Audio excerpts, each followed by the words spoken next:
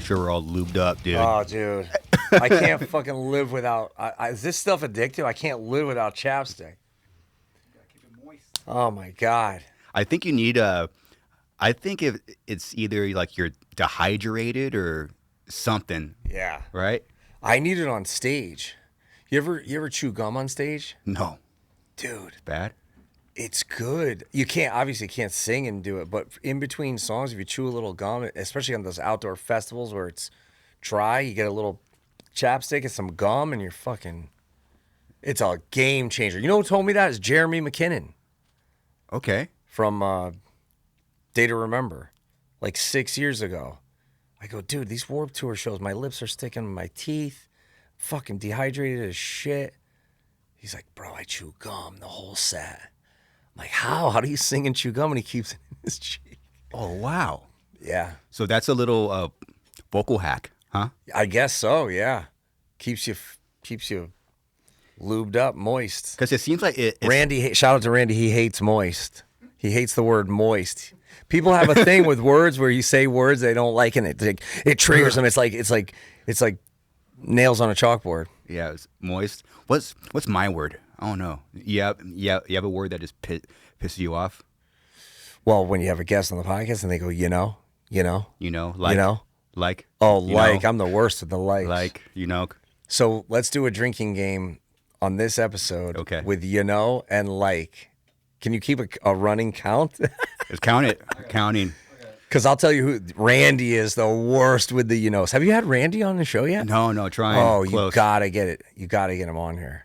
I'll break his balls today. I already turned my phone off. Otherwise, I'd tell him right now. Oh, thank you, man. He's great. He was kind of like my comeback episode, and then I got inspired and I went into the studio and then I took another month off. Yeah, it's hard. It's very. I get it. It was hard, dude. It's hard. Just keep at it, man. But the consistency that you've shown and Toby, shout out to Toby. Shout out to Toby from H2O. You guys have been killing it, and it's inspiring to me because I have like 100-something people that I want to get on that I just have never been able to get on, and so now I'm figuring out like where it went wrong or how we can get it done. Sure.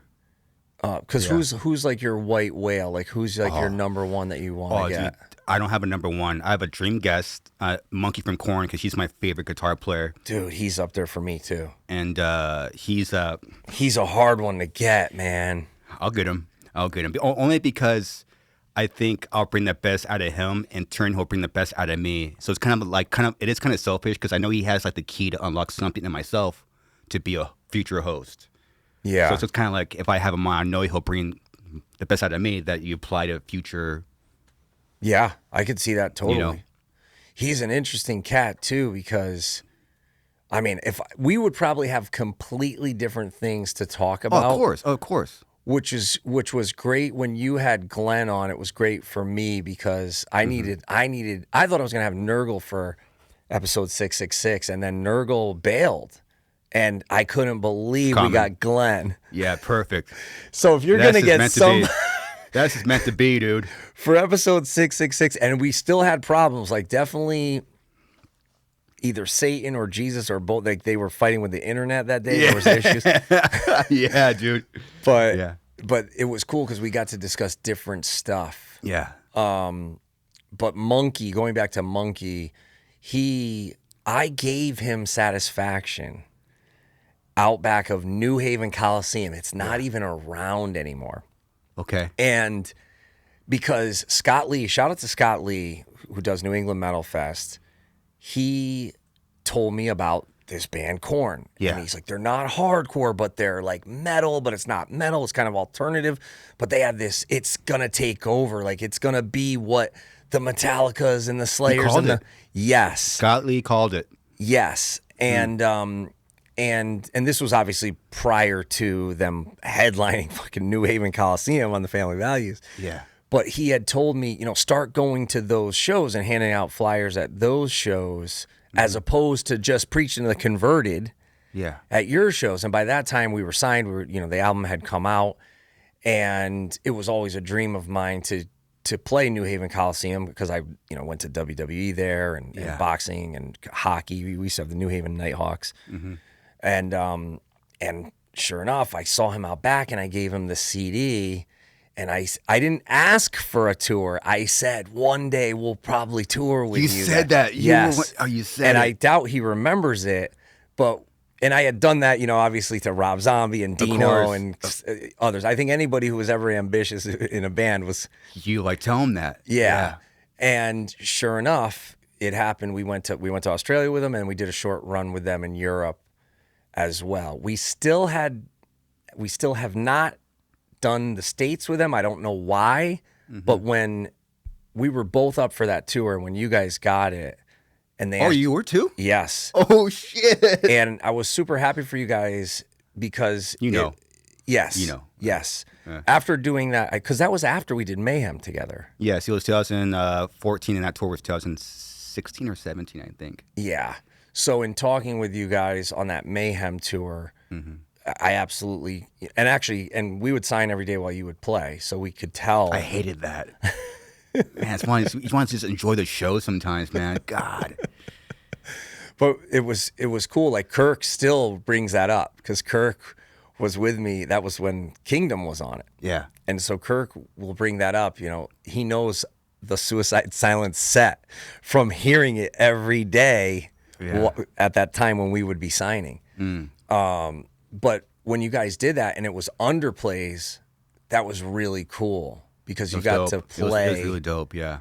Like Irving Plaza with Korn. When I saw that routing, I was like, holy shit. Yeah.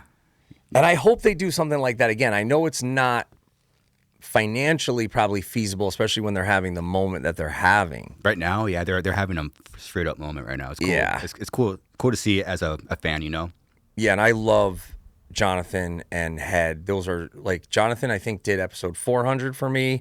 I watched that one, yeah. Stayed late, after his solo gig in Salt Lake. Yeah. I flew in to do it. It was that important for me. Yeah. And he's just so gracious and so amazing, and what a trailblazer. And then Head, his story is so fascinating. You got to get both. You got to get all of them, really. Oh yeah, of course. And Fieldy, where's Fieldy at? Like that was my dude when we would play with him. I'm like, what's going on with Fieldy? Oh, who knows? We got to help him out. If you see this or hear this, Fieldy, we're rooting for you, bro.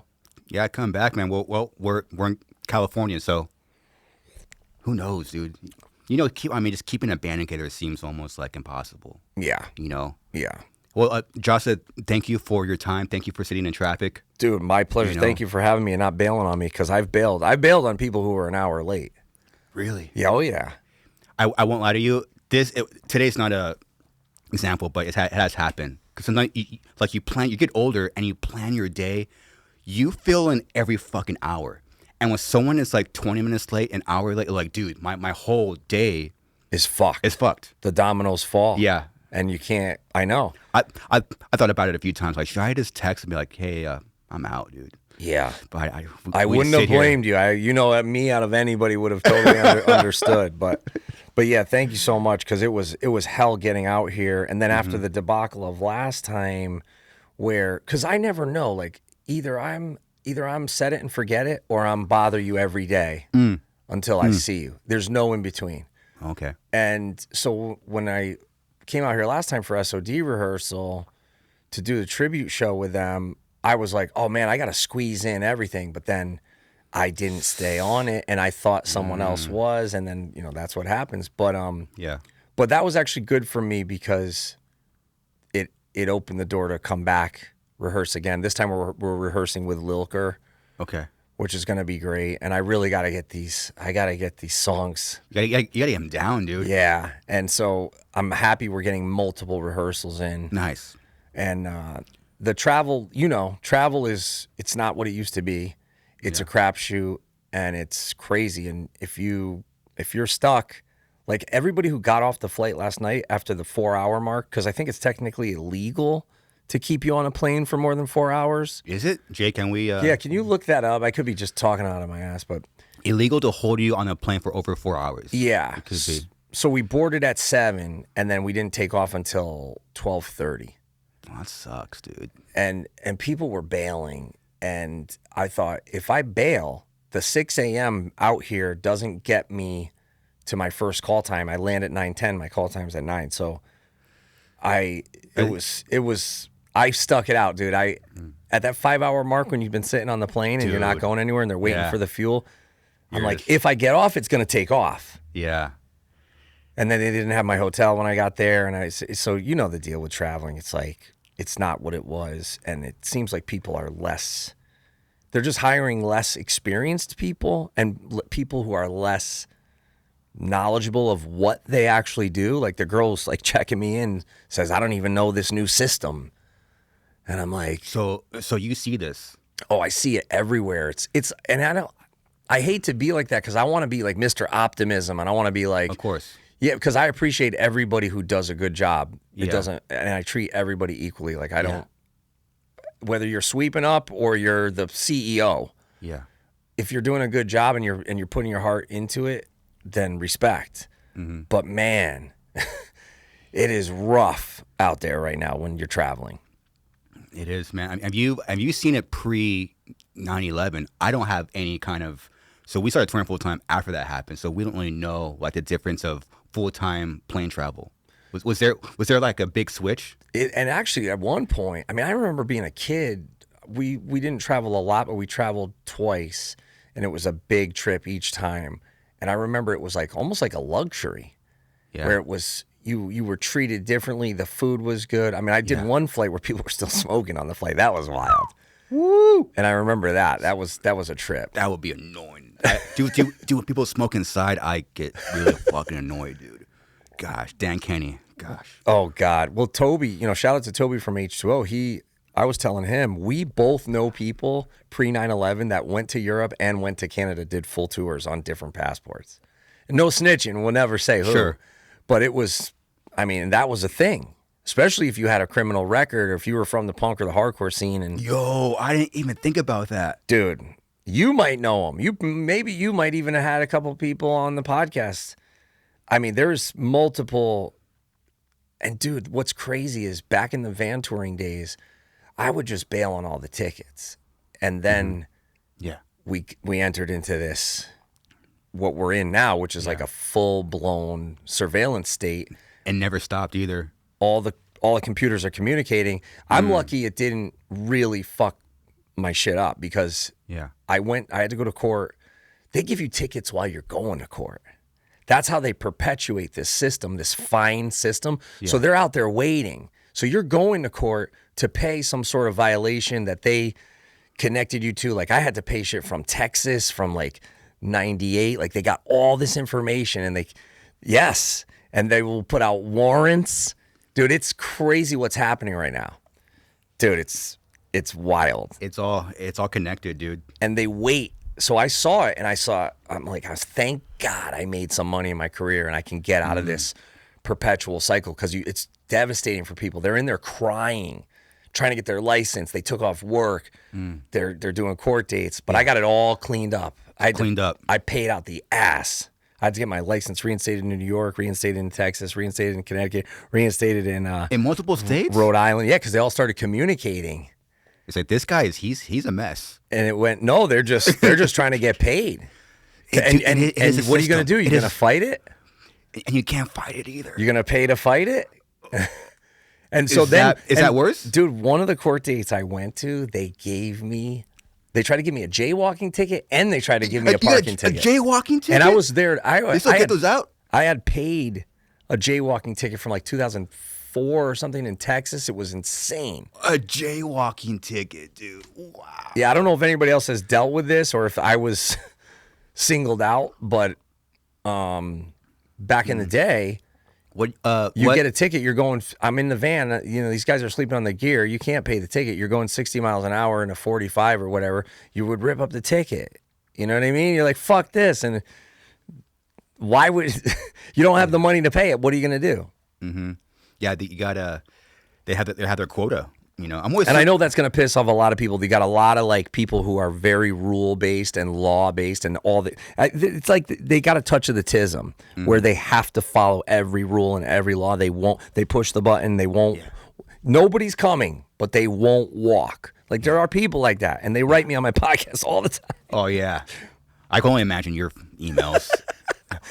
Why'd you say this? Why'd you say that? You fucking suck. It's like, oh man. Everybody's outraged about something different every day, but it's okay. And a lot of times they don't even remember. They don't. It's just something they say in the heat of the moment when they're triggered by something.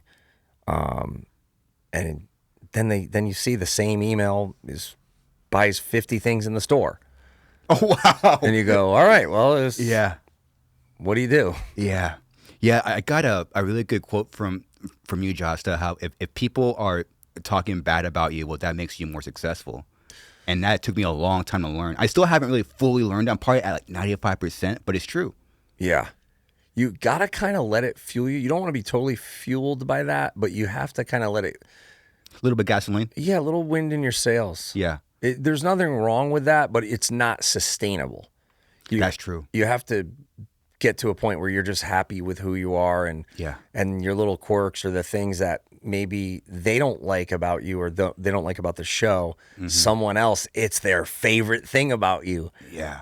And I think that just comes with age or just comes with experience. Because even people that I didn't like or I had a preconceived notion about, I've had on the show or I've had interactions with at a festival, and I was like, wow, I was totally wrong. I'm the same way. Yeah, you like, for some reason, like things could influence you the way you think and feel about people until you actually meet them or have like a full-on 2-hour-long conversation. Like, oh wow, and then you kind of get like their background. And, oh wow, what I thought was actually completely wrong. Yeah, you know? And we're living in a time where there's a lot of social currency to be had in victimhood, and it's terrible right now. It's so bad. Yeah, and that's something I've spoken about. Years, like because I was that kid. I was that kid at 15 and 16, and I realized that is a dark path. Everybody I saw that was like that is either dead, in jail, worse, sick. It makes you sick to think like that. It makes you physically sick. I believe that too. I believe your thinking, if it's negative thinking, I believe that's where sickness comes from. Like later on, either in your 30s, 40s, it creeps up. You get sick. Yeah, you have to keep it in check because you really don't know the ramifications, like subconsciously that it's having. And then also, I think with the way that you can get attention from it, even though you think it's positive attention, I think people's reactions to it are not necessarily even truthful or helpful, right? Like I've been in that place, like especially when we first started the band, where you're getting passed up for tours, or you can't even get your record reviewed, or you'll see somebody who's they bought onto the cover of the magazine, or they bought on the tour, or their first tours in a bus, and focusing on that little thing pops up, that little inner bitch pops up. Yep, and it's easy to do. It's easy because really it takes the pressure off you to put yourself in that position. Yeah. Or a better position.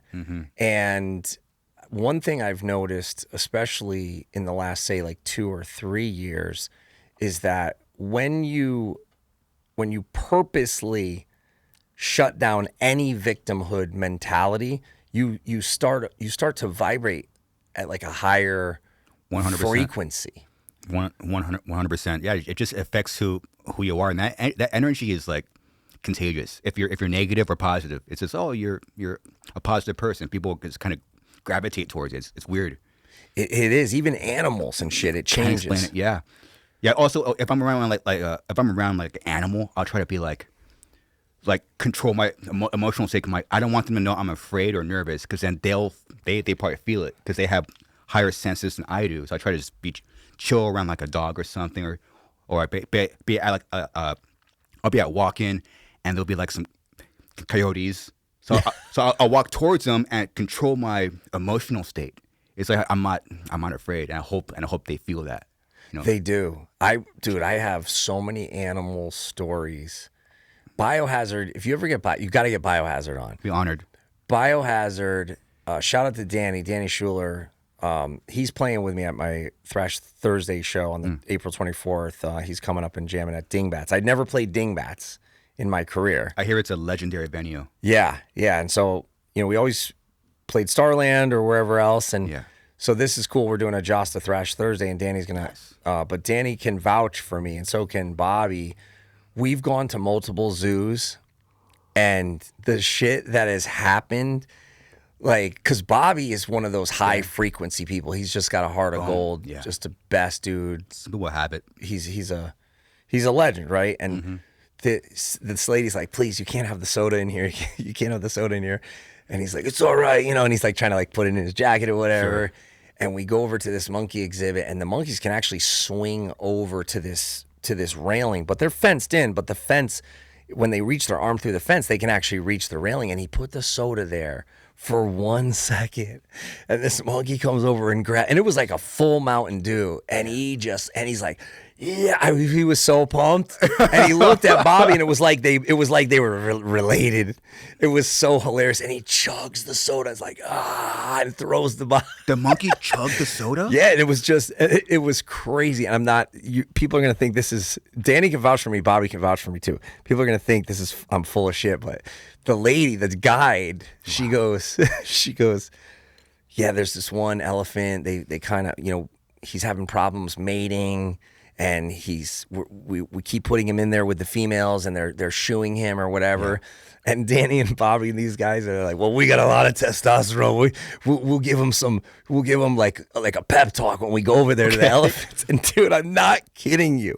We go over there and we lock eyes with this elephant. We're like, come on, bro. And he hit it. He started to get up. He like took control. The lady, her mind was blown. I still can't believe it happened. It was for the first time he got like you've ever seen an elephant erection? I haven't seen one. Oh, dude, don't Google that. But yeah, he did this, and the lady couldn't believe that it was happening. She's like, "You guys brought good luck," because they're trying to have a mate so they could have a baby elephant at the zoo. So this elephant couldn't get a boner or something? And then dude. And then we came in and gave him the pep talk. But dude, it was crazy. Sometimes you need to get talked up. It was I swear, my mother, she gave me like a book when I was a kid called Animal Speak. Can you look this up? Animal Speak, I think it's called. Because I've always had these encounters where, yes, that's it. There's a lot of good shit in this book. Okay. Ted Andrews, shout out to Ted Andrews. And it tells you about your various encounters. You might like it. The spiritual and magical powers of creatures, great and small. Yeah, because you might go to the trail, and all of a sudden a baby coyote comes up to you, and now you got to raise it. I've had this happen with squirrels, with cats, with dogs, with one time I had a possum, which we really thought we thought we were gonna have to have this thing as a pet. But what? I've had a lot of animal encounters. So back to we went off on a tangent. Back to what I was gonna say was about the whole the victim mentality and how that kind of has a currency online. It never, like, you'll see somebody, they'll be like, oh, this band this, or they'll snitch on some guy in a band, or this guy liked this post, or they did this, or they the worst. But then you go to that band's show, and it's packed, and the merch line is crazy, and the people are so thrilled, and these are bands where the guitar player will walk to the one side and the whole side cheers, or the singer is in contact with the front row and they are waiting on every word that he's saying, and they're moving as like a collective consciousness. And I don't think that victim mentality I don't think it actually can corrupt the collective consciousness. It might be able to do that in the algorithm or on the screen, but that's like some devil shit. Like, that's some fakery. Yeah. And reality is so different. Reality is different. Yeah, when you if you have an experience in your life and then you actually see a show, you're like, oh, this is different from what I'm reading. It's a whole other, like, my perception of reality has been definitely altered as I get older. That tour of Korn, fucking, that shit happened after Mitch. So it's like having like your dream come true after. So my perception of reality is just like, what's even real? What's the fuck it? Right. It's fucking gnarly, dude. That's an interesting point. Yeah, because you would have thought, oh yeah, we were more deserving of this, or it would have been more impactful had it been with Mitch. But that's the inner enemy telling you that. That's not real. It is what it is. It is what it is. And it's how it was supposed to be. Yeah, anything bad in your life, it's hard to be like, that sucked, but it's really hard to be like, I wish I did this different. I wish I did this different. Wish we were older. So it's probably a long list. But man, it makes you the person you are today. So it's like, it's this weird, well, I like who I am right now, and I want to be this way. That didn't happen. So it's like this, I can't even put words to it. Well, Jasta. you guys had to get thicker skin at a different period of time. And I feel for these bands going through it now, because I mean, they straight up, they get bullied and they just break the up. band. I'm like, what? That's got fucking. You're like, bro, you worked your whole life. Yeah, like that's everybody. a fucking Tuesday for us. I'm like, you should have been on my MySpace when I was on TV every Saturday night. It was a dumpster fire. Oh my! Well, Jamey, this might be a good segue. How, I mean, you got thick skin because you grew up in New Haven, correct? Yeah. And weren't you the first in your family to go to public school? Yes. Well, my brother and my sister both went to private school. I think partially, my brother being younger than me, partially because of how it worked out for me at public school. But also, I think, that was at a time where my father was doing really good. He had phases, because he was in Vietnam, comes home, starts a family, then starts to feel the effects of PTSD. Oh, wow. And then starts to self-medicate, things like that, has to go to the VA, has to get treatment, has to have psych evaluations, dealing with flashbacks and things like that. So with my sister, I think it was like, yeah, we want to get her in the best school, because this is the 80s. This is the late 70s, early 80s, when that was a thing. Like, it was like, even if you didn't come from money, or your parents or your grandparents didn't come from money, if you could afford to put your kid into a private school, as opposed to a public school, that was like an accomplishment. You were doing the right thing. But I think for me, because I was never meant to go to any sort of school, I think it was probably better that if you're going to flunk out of public school, if you're going to have behavioral problems or issues with other students, it's probably better to do it at a public school than at a private school, where now you're not only you're having all these issues, but now your parents are eating this huge loss financially. Yeah. Didn't your grandfather also serve as well? Yes, my grandfather served in Guadalcanal, and my grandfather had also fallen on hard times. I really want to get my dad on the podcast to talk about this, because my grandfather was we never really talked about it because it was kind of like a family secret. I think it's okay to talk about it now. Family secrets, man. He was kind of run out. I don't want to say run out of town, but he was involved with some dealings with a shady politician. I thought about even maybe putting this in my book if I ever get the time to release the book. I don't know if I'd have to change the names, because of the politician has relatives that are, I think, still alive. And that is an issue. It was never like proved in court. But he kind of had to move away. And then after time, he came back. But I used to go visit him at the base in Groton. Connecticut is like, it's like, at one point it was the East Coast arsenal. I mean, we had all these manufacturers of ammunition and guns and submarines and helicopters. We still have, obviously, Sikorsky making the helicopters, and we have, obviously, the base in Groton. Shout out, to everybody who works. That kind of explains it, because I mean, I remember you've had, not you, but like Connecticut has had like multiple mayors and governors like busted for being corrupt. Yes. Many. I didn't know that Connecticut was that attached to like making that stuff. Yeah, I had no idea. It's pretty wild. But if you're making submarines, dude.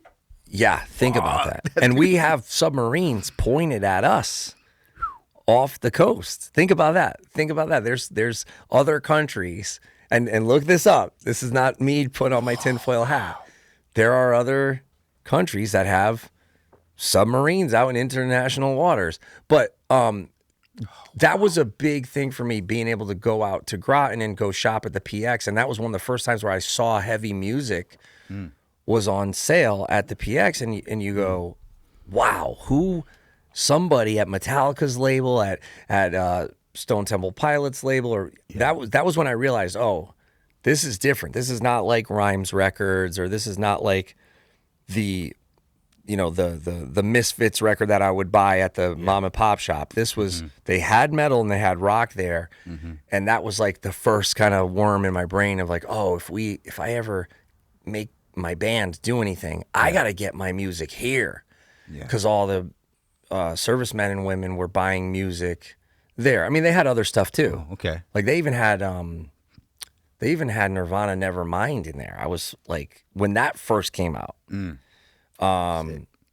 But yeah, so he eventually moved back to New Haven, and we still have that house. My father was smart, and because we had my uncles and other family members, anybody who would fall in hard times, we would basically have life use of this one property. And now my brother's taking it over because my aunt. Your brother's gonna take it over. Yeah, and it's great because and rest in peace, my aunt Susie. She was living there before she passed, and that was a big deal for us because when my father fell on hard times and then got out of the VA and my parents got divorced, we went and lived there. We were living in bunk beds with my two uncles. Yeah, and your grandparents too. Yes. Yeah. Yes, Okay. and now we would have, I would say, hey, you got to let Earth Crisis stay here. They're going to give me a show in Syracuse, and they would meet my Uncle Paulie, rest in peace. He's another one that's gone. And they would meet my Uncle Mike, and a lot of people have met my Uncle Mike because he works at a famous pizzeria, Sally's. Shout out to my Uncle Mike. He's made the sauce for many years. But being able to have that place and not only be able to offer it as a place where the bands could come stay was a big deal, and we needed it when we didn't have the money to go, buy another house. Yeah. So you're the first one of your family to go to public school, and you stopped going because at some point New Haven kind of got sketchy, and basically like you couldn't walk unless you're going to get into a fight. Essentially, correct? Yeah, I mean, it's looking back at it now, there was a great scene of artists and creatives and people that would hang out at the Daily Cafe and all around New Haven, near Toad's Place. I'm sure you know that area from playing there. But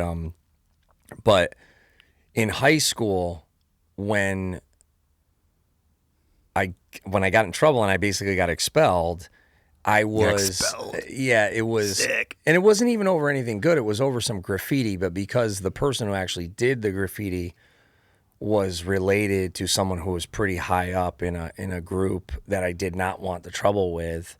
Oh, wow. I knew that I had to just Take the hit. yeah, and say it was me. And I could tell it was Were you tagging? yeah, Kind of a little bit? yeah. Okay. And then I realized that there was ramifications to that in general, because there were people that, even if you went a little bit near their tag, or if you went over one of their friends by accident or on purpose or whatever, that could lead to real life consequences. And that's a whole fascinating thing that still goes on, especially out here. You see it everywhere. And it's kind of similar to music in a way, because they're just out there making their mark on the world, but with vandalism.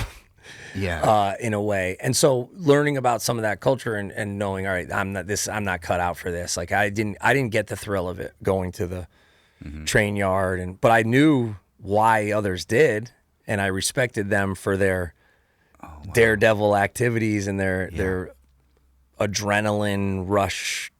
I could never deal with that. Like I didn't want to be looking over my shoulder for the cops. And actually my father meeting my stepmom, shout out to my stepmom Kathy, like us all leaving, the bunk bed situation, moving in with her was just Awesome. a game changer, a life changer. Like I had always driven out there and tried to go to parties and tried to go to like meet girls out there, and the suburbs was, even though New Haven is not super I mean, I would say I wouldn't say it's super poor. There's areas that are super poor. I would say it's like lower middle class, or it was in the 80s. But going out to where they moved, to me, it was like we were going to Beverly Hills. Damn. So, and I had Cold as Life stay there. And that was cool because now it's like, yo, we got a pool. I mean, yeah, it's not an in-ground pool, it's above ground, but even then, that was like fancy. Mm-hmm. Was it was it your stepmom that was working nights and then you would sneak out and go to the moon? Yeah, that was actually at my old apartment, at my first house. That was that was early 90s. The moon was legendary. They had Biohazard. Yeah, there it is. Biohazard, Typo Negative, Exploited. Nirvana was scheduled to play. I think they canceled. I don't know if Melvin's ended up still playing. I went to a lot of shows there. Like what? Like you saw like hardcore ska. Wait, did Nirvana play? Here we go. This is it. Wow. Oh, this is so. Wait, sick. am I in Crank this? this a little bit. Am I in this? We got to see this. Is that me right there? Wow, because I know because people will tag me in videos where I'm at. Like someone just tagged me in a video where I'm diving off the stage at Killing Time. Shout out to Killing Time. Yes, holy shit. Okay. And I think the Melvins opened. What did it say on the flyer? It checks out. Oh, there's no. I'm sure we could find a flyer. Yeah, they had some great shows. I was just talking to Toby about it. Like, we went to the Fugazi at the tune-in, and Ian Mackay threw us out for moshing, and that was the beginning. That was the genesis of Hatebreed. Was like, I can't believe the guy from Minor Threat doesn't want people to mosh. And I was like, all I want to do is people to mosh. Yeah, that's a thing. So who was on special guest? Head. Okay, you know, I think there was another tour. Core band Head. Right. I think there was another 91. I want to say there was another tour that that they canceled, and it was with the Melvins, and they were going to come back to New Haven. Maybe not at the Moon. The Moon might have been closed by then. You think you were there? Or? I think I was there. Yeah, You've been to that many shows there, probably. Well, also this is back. So this is back in the time of experimenting with acid. Okay.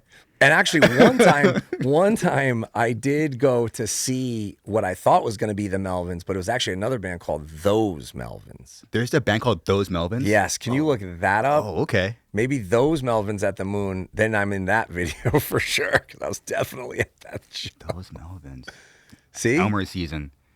There's another band called... Wait, is that Those Melvins with Sergeant Slaughter? It looks like it. Those Melvins / Big Train. Wow. But yeah, there's a lot of good shows at both the Urban Jungle, the Moon, then the Urban Jungle became the tune-in. So at what point did you start jamming with the Hatebreed guys? What didn't you borrow your grandfather's car when you were 16 and then fucking drove? Yeah, and did you get like a call or like what? At one point, yeah, because Dave and Chris were in Frostbite, and they were like a legit band. Like they sounded good. They had like good gear. Mm-hmm. Or what I thought was good gear. Yeah. But when I was because I was in Jasta 14, and when I was in Jasta 14, there was a bunch of bands that would play together, and usually, you know, you could borrow gear. But that's how I first realized like who was like a musician and who like the quality of the gear, the guitar. Yeah. But then I also didn't want to be a musician. I just wanted to be in a band and network and just I liked the progressive stuff. I liked the jazzy. There's some stuff that I liked of that, but I just wanted primal caveman. Just day one. Yeah. Boom. Because that was the stuff that really connected with me, and I think a lot of it was Madball, Earth Crisis, Integrity. But even bands like Machine Head, there's something really, even though they were really proficient at what they were doing, there was something very primal and caveman-esque, especially on that lineup with Adam D and Contos on drums. Yeah. Yeah, so we called the album Bust because Bust was what you with the album I'm talking about, the fucking demo tape. Yeah. I'm not on that one, but so that we called it Bust because that was the breakdown. Was before it was called a breakdown, it was called a bust. Really? Yeah. So we were like, and I was like, yo, I like these songs, but we need more of the bust. Like, I want the whole set to be the breakdown. It's like I want to bust the whole set. And you would try to just you would try to describe it, and I would just go. Dead embryonic cells, raining blood. Like you had examples, and that was it. And then, so Earth Crisis, when they were blowing up, I was like, wow, this is amazing. It's raining blood. Like when you listen to Raining Blood and then you listen to Firestorm, it's the same, right? It's just it's the evolution or whatever. It's their way of paying homage. Yeah.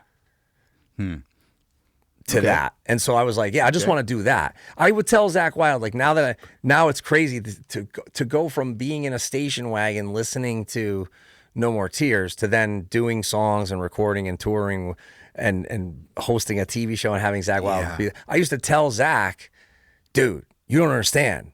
Dun dun dun dun dun dun dun dun dun dun dun dun dun. I don't know about that. I go, I made a whole career out of that. I go, just that part. Think about that. Right? When you hear, of course, the rest of it's cool. The bass line, Ozzy comes in. Yeah. But when you hear that turn in the riff, can we hear it or you can't do it on YouTube? Yeah, we got like 7 seconds. Yeah? I mean, I made a whole 30-plus year career. And then listen, when this shit comes in, I was like, bottle this right here. Just put that on repeat. Bottle that. Make 7 records. There it is. There it is. Thank you, Zach. Called it Hatebreed. What year was that? Yeah, when did this record come out? I mean, that's 80s, correct? Because we had, pre-cable, we still had a black and white TV. Get this. Yeah, you did. Pre-cable, there was 91. Okay. So I was 14 or 15. So that, but also, I think Arise might predate that because there was the video, there was a public access channel, and I remember it may be 91 or 92, but there was a public access channel playing metal videos, and it blew my fucking mind. I saw that, then I saw Sepultura, and then I saw Queensryche's Silent Lucidity, which, by the way, underrated smash hit, Silent Lucidity. Okay. Soft as shit, but so good. What year was that? Anyways, but 90, okay. Yeah, okay.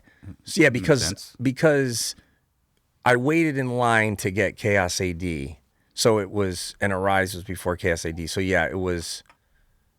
I don't know. I can't remember which video they did for Arise, but I just remember watching it on a black and white TV, going, "This is this is one of the best things I've." And I thought at that point, Metallica was hard, Slayer was hard, but you put those first 3 on from Arise, and I've said this since it came out. Is there a better 3-piece out of the gate? 3 bangers out of the gate. Like, I'm sorry, Slayer. Those 3 off of Arise go to Sepultura Arise. Those 3, they go toe to toe with any 3 out of the gate for Slayer. Yeah, what year did that come out? Yeah, 91. I don't know what video was. Here it is. Oh yeah, so is it the title track? Yes. Yep, this is it. What track is this? Arise. 1 or 2 or. Ooh. I mean, dude, so I was watching this on a black and white TV on public access going, my life was changed. I was like, this is it. And there was metalheads in my school that they called them Baby Slayer, and that was like Baby a thing. Slayer? Really? That was like a thing. Dude, so punk rockers and metalheads were still beefing a lot at this time. Okay. There was a show where God rest his soul, the original singer from Faith No More. I went to Toe's place. It was Bad Brains and a Connecticut punk band called Lost Generation. Chuck Mosley, rest in peace. This is pre-internet, so people didn't know that HR wasn't going to be there. And it was on the Quickness album. Okay. And punk rockers were literally outside mad, like they weren't going to go in because Bad Brains had gone metal. Oh, wow. They're still doing that? Right. But the show was packed. The whole place was a pit. Chuck Mosley was on fire. He was doing the flips and the dives and everything like HR. So if you were in the back, and you were a kid like me, you were none the wiser. Yeah. And he sounded amazing. I wonder if you could pull up Bad Brains at Toad's place. To me, it felt like 1,000 people in unison going crazy. We might watch the video and it's like 50 people. But it was, I think, whatever year in Quickness came out, 92, 91, 92, or that might even have come out sooner. 95, I think? No, Quickness, I think, was earlier. But HR, I just hear the stories what a fucking legend he was. I know I'm always weary of saying certain HR stories because I don't know if they're true or they're not true. We've heard so many Legends. Yes, and I don't want to say something, because obviously I have a deep respect for HR, but like one time I told a story about the birds. Like, did you ever hear the thing about him on the plane and he had the birds? No. I guess he was carrying around a bird cage or whatever, and then people were like, "Don't say that, you're spreading rumors." And I was like, "No, that was just a story that I had heard and I don't know, was it a service bird? Was it a pet? Was he allowed to take it?" Yeah. But yeah, it was with Chuck Mosley. They played Toad's Place, and it was just, the energy was unreal. And I also went there for Carcass, Cathedral, Brutal Truth. Okay. And Napalm. Of course. And that was the one where I was like, wait. So and that was when I saw, oh wait, so there's punk rockers that were at the Bad Brains show. They also like Carcass. So then I kind of got this like idea of like, oh yeah, you can be different things to different people. Yeah. You, as a band, you can actually appeal to all walks of life. Yeah. It's just the ones that are the elitists that are stuck in this band didn't make the record that I like, so I feel like a victim. Yeah, it's so weird. Right? Yeah, it's so weird. How at this point, how old are you? Dude, this is 15, 16. When did you get a... There it is. Okay, so that was 95. You're right. Bad Brain. No, maybe that was a later show. It seems like a later show, right? I mean, that might have been when they were... They've probably been there a few times. That could have been it. That's also a comp ticket too. No posers. Look at this. Ooh, no posers, dude. I'm not allowed there. That's sick, dude. Yeah, so you guys had to have you had to get thicker skin at a different time period. Mm-hmm. And now these bands coming up, oh my gosh, I really feel for them because I want them to, I really do want them to, pardon the pun, persevere, because it's, don't give up on your dream and don't give up on all your efforts because one or two people or bot farms. You don't even know. It could just be bots. You don't even. It could be someone that hired bots against you. They've been saying that. Do you like? Sometimes I look at comments. I'm like, are these real people? Are some of these actually real people? I don't know. Oh, on my Twitter there was ones that definitely were not. Well, there it is. Oh, 91. Yeah, this is it. Boom. Bad Brains with Faith No More's Chuck. And back then, this felt like I was in an arena. Like this felt like, right? You remember that? Of course, yeah. You're like, wow, this place is big, dude. Holy shit. I'm like, this is the pinnacle. Like Ramones played there, and then I went down there because I was like, oh, I might flyer the show. And they were touring in a van. Yeah. And they were in a van, and I was like, wait, Ramones are in a van? Yeah. I'm like, wait, and I'm like, this is insane. Mm-hmm. But now we know. Now we know. Yeah, I've really followed Johnny and his story. Like, yeah, they didn't start making money until like later on in their career. It was like damn sad. Yeah, and that talk about hit after hit. Yeah. Life-changing punk rock hits. But they weren't really hits until even later. I know, but that's the magic of the music. It finds the ears and eyes that it needs to find. That's real magic. Mm-hmm. Think about that. At the Gates made a whole scene. We opened for them. They joked around when we saw them in Europe like 10 years later. They're like, you opened for us, remember? And we're like, oh shit, we did. It was Sick of It All. It was Napalm Death, At the Gates, Sick of It All, Hatebreed, Sub-Zero. I bet you the flyer has to come up because people tag me in it. It was at the 7 Willow Street in Portchester. And people were outside smoking during At the Gates. And I'm like, what is wrong with these people? And then they go away and they literally created an entire scene. I know so many bands just copy those fucking first 4 songs, dude. That's it. That's it, dude. Like, wow. I mean, that's incredible. Dude. That just shows, like, don't give up. No, dude. You can come back, even if you come back 10 years later, bigger than ever. You never know. Okay, so, Jamey, so you're 19, 20. You just become a new father. You file for bankruptcy, correct? Yes, I filed, but it never went through, thank God, because I would have fucked my credit. But I went down that route. And you couldn't even put gas in your car. Yeah. And I've been thinking about that lately because when I moved, I found the paperwork, and I think I basically, I don't know, I think I kind of got scammed by the attorneys because I think the attorney ended up going and working for the record label. And that's a thing that happens where they'll see somebody who they think is a good litigator and then they go and they change sides or whatever because this obviously, a record label is going to have more money than a poor artist. Holy crap. At that time I thought.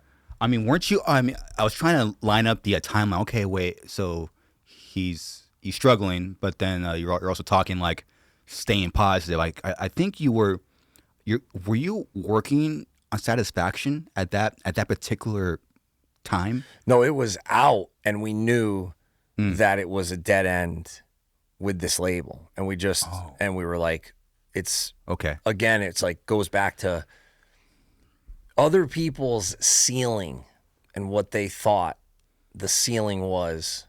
Because people would put a preconceived ceiling on you, right? Absolutely. Okay. And they would go, Earth Crisis only sold this amount of records. Sick of It All only sold this amount of records. And we would crash through these ceilings, and then I always felt like the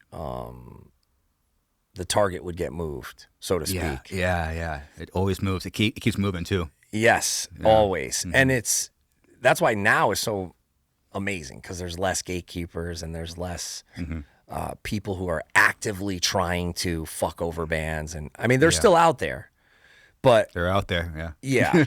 And you got to beware because I just ran into a bad situation recently, actually, with a marketing company. We don't have to get into that, but you have to be really careful of who you work with and when, because especially when you're a young kid, you notice that, right? Where these labels, they will sign you when the day you turn 18. Yeah, and you're just an idiot. And it's like, man, I'm a fucking prep cook, dude. I need money. Yeah. Right? Yeah. And we're doing a record where it's like, you got to get out, you only have this amount of money. And then I would hear from other bands like, you guys, you sold all these 7 inches, all these demos, you're packing out all these shows, and you only have this amount for the budget. And then it was like, are you looking at the accounting? Why are you paying for all this advertising? Why are you having to recoup at this rate? And of course, that was standard at the time, and you can't really blame the label. Like now I look back and I go, yeah, that might have been victim mentality. Like that might have been me just not taking command of the situation and communicating right. But when you're that young, and you have no reference, nothing. Business acumen, you don't have right. And then you're talking to attorneys, and you talking on the phone for a half hour, and then you get a bill and you get invoiced, and you're like, oh shit, I have so many more questions. How am I even going to afford this? Yeah.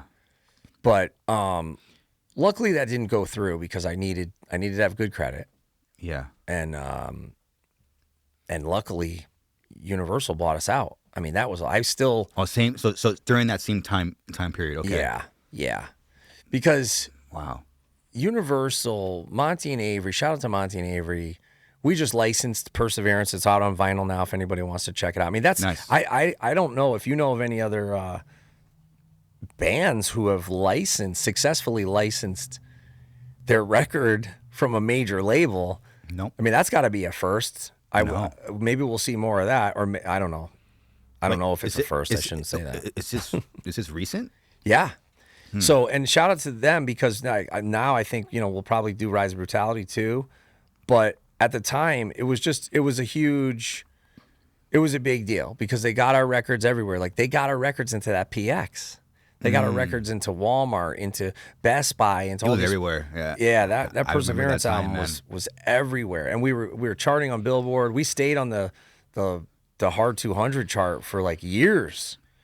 With that album, and even though it was leaked like early on, that was another thing. Like we were warned, hey man, there's people that Are stealing his fucking record. they don't want you on the charts. They don't want you to succeed. So they're gonna try to leak this, and they did, and probably cost us a gold album. But you just gotta roll with it. There's nothing you can do. Thank God it all came back with the streaming and even bigger songs, because they said that, okay, enjoy your 15 minutes of fame, you're done, you're over. And some of the haters were right. Like they fired the whole staff, because that was another thing I didn't realize. These people don't have 10, 20-year contracts at the label. It's They're a revolving lucky. door. It's a revolving door. Yeah, right. So right before Rise of Brutality, they laid off like 1,100 people and lost your publicist and the whole. Everybody. That sucks, dude. Everybody. And it was fucked up too, because we had all this stuff lined up, like the Slayer tour. Yeah. And I was trying out as the host for Headbangers and stuff. Yeah. So I thought, man, that to me, that felt like you should have had people believing in what you were doing. But when you listen to that record, because we weren't, they had ideas of like, oh, do this, do that, change it up, try a different thing. Like, and they weren't pushing it on us at all. They were they were cool. Everybody was cool at Universal. I really didn't have any qualms. The only reason why I wanted to get off and go to Roadrunner, and thank God Roadrunner bought us out. Wow. Was because 2 for 2. there wasn't, and because I knew some of the staff at Roadrunner, and I knew there would be challenges there as well. But the thing was that we were almost recouped, and that wasn't a thing then. Like bands didn't recoup. Wow. So I think I don't want to speak out of turn, but because I've already probably spoken out of turn multiple times on this podcast. I appreciate that. But I think it was probably less than $100,000 that was still unrecouped, and I think that Roadrunner paid. So thank you, Roadrunner. But even then, once we got to Roadrunner, new challenges arise, right? Because then the scene changes, and now it's like you have all these other records that are coming out at the same time. Trivium had a gigantic push, so we knew we're only going to get, and we should ask Gitter. Like we knew we're going to get a fifth or less of the push than Trivium, because this has clean singing. Yeah, they're going to be on Iron Maiden tours and Megadeth tours, and they got the noodling. Like that was when noodling was ready to go. It's in.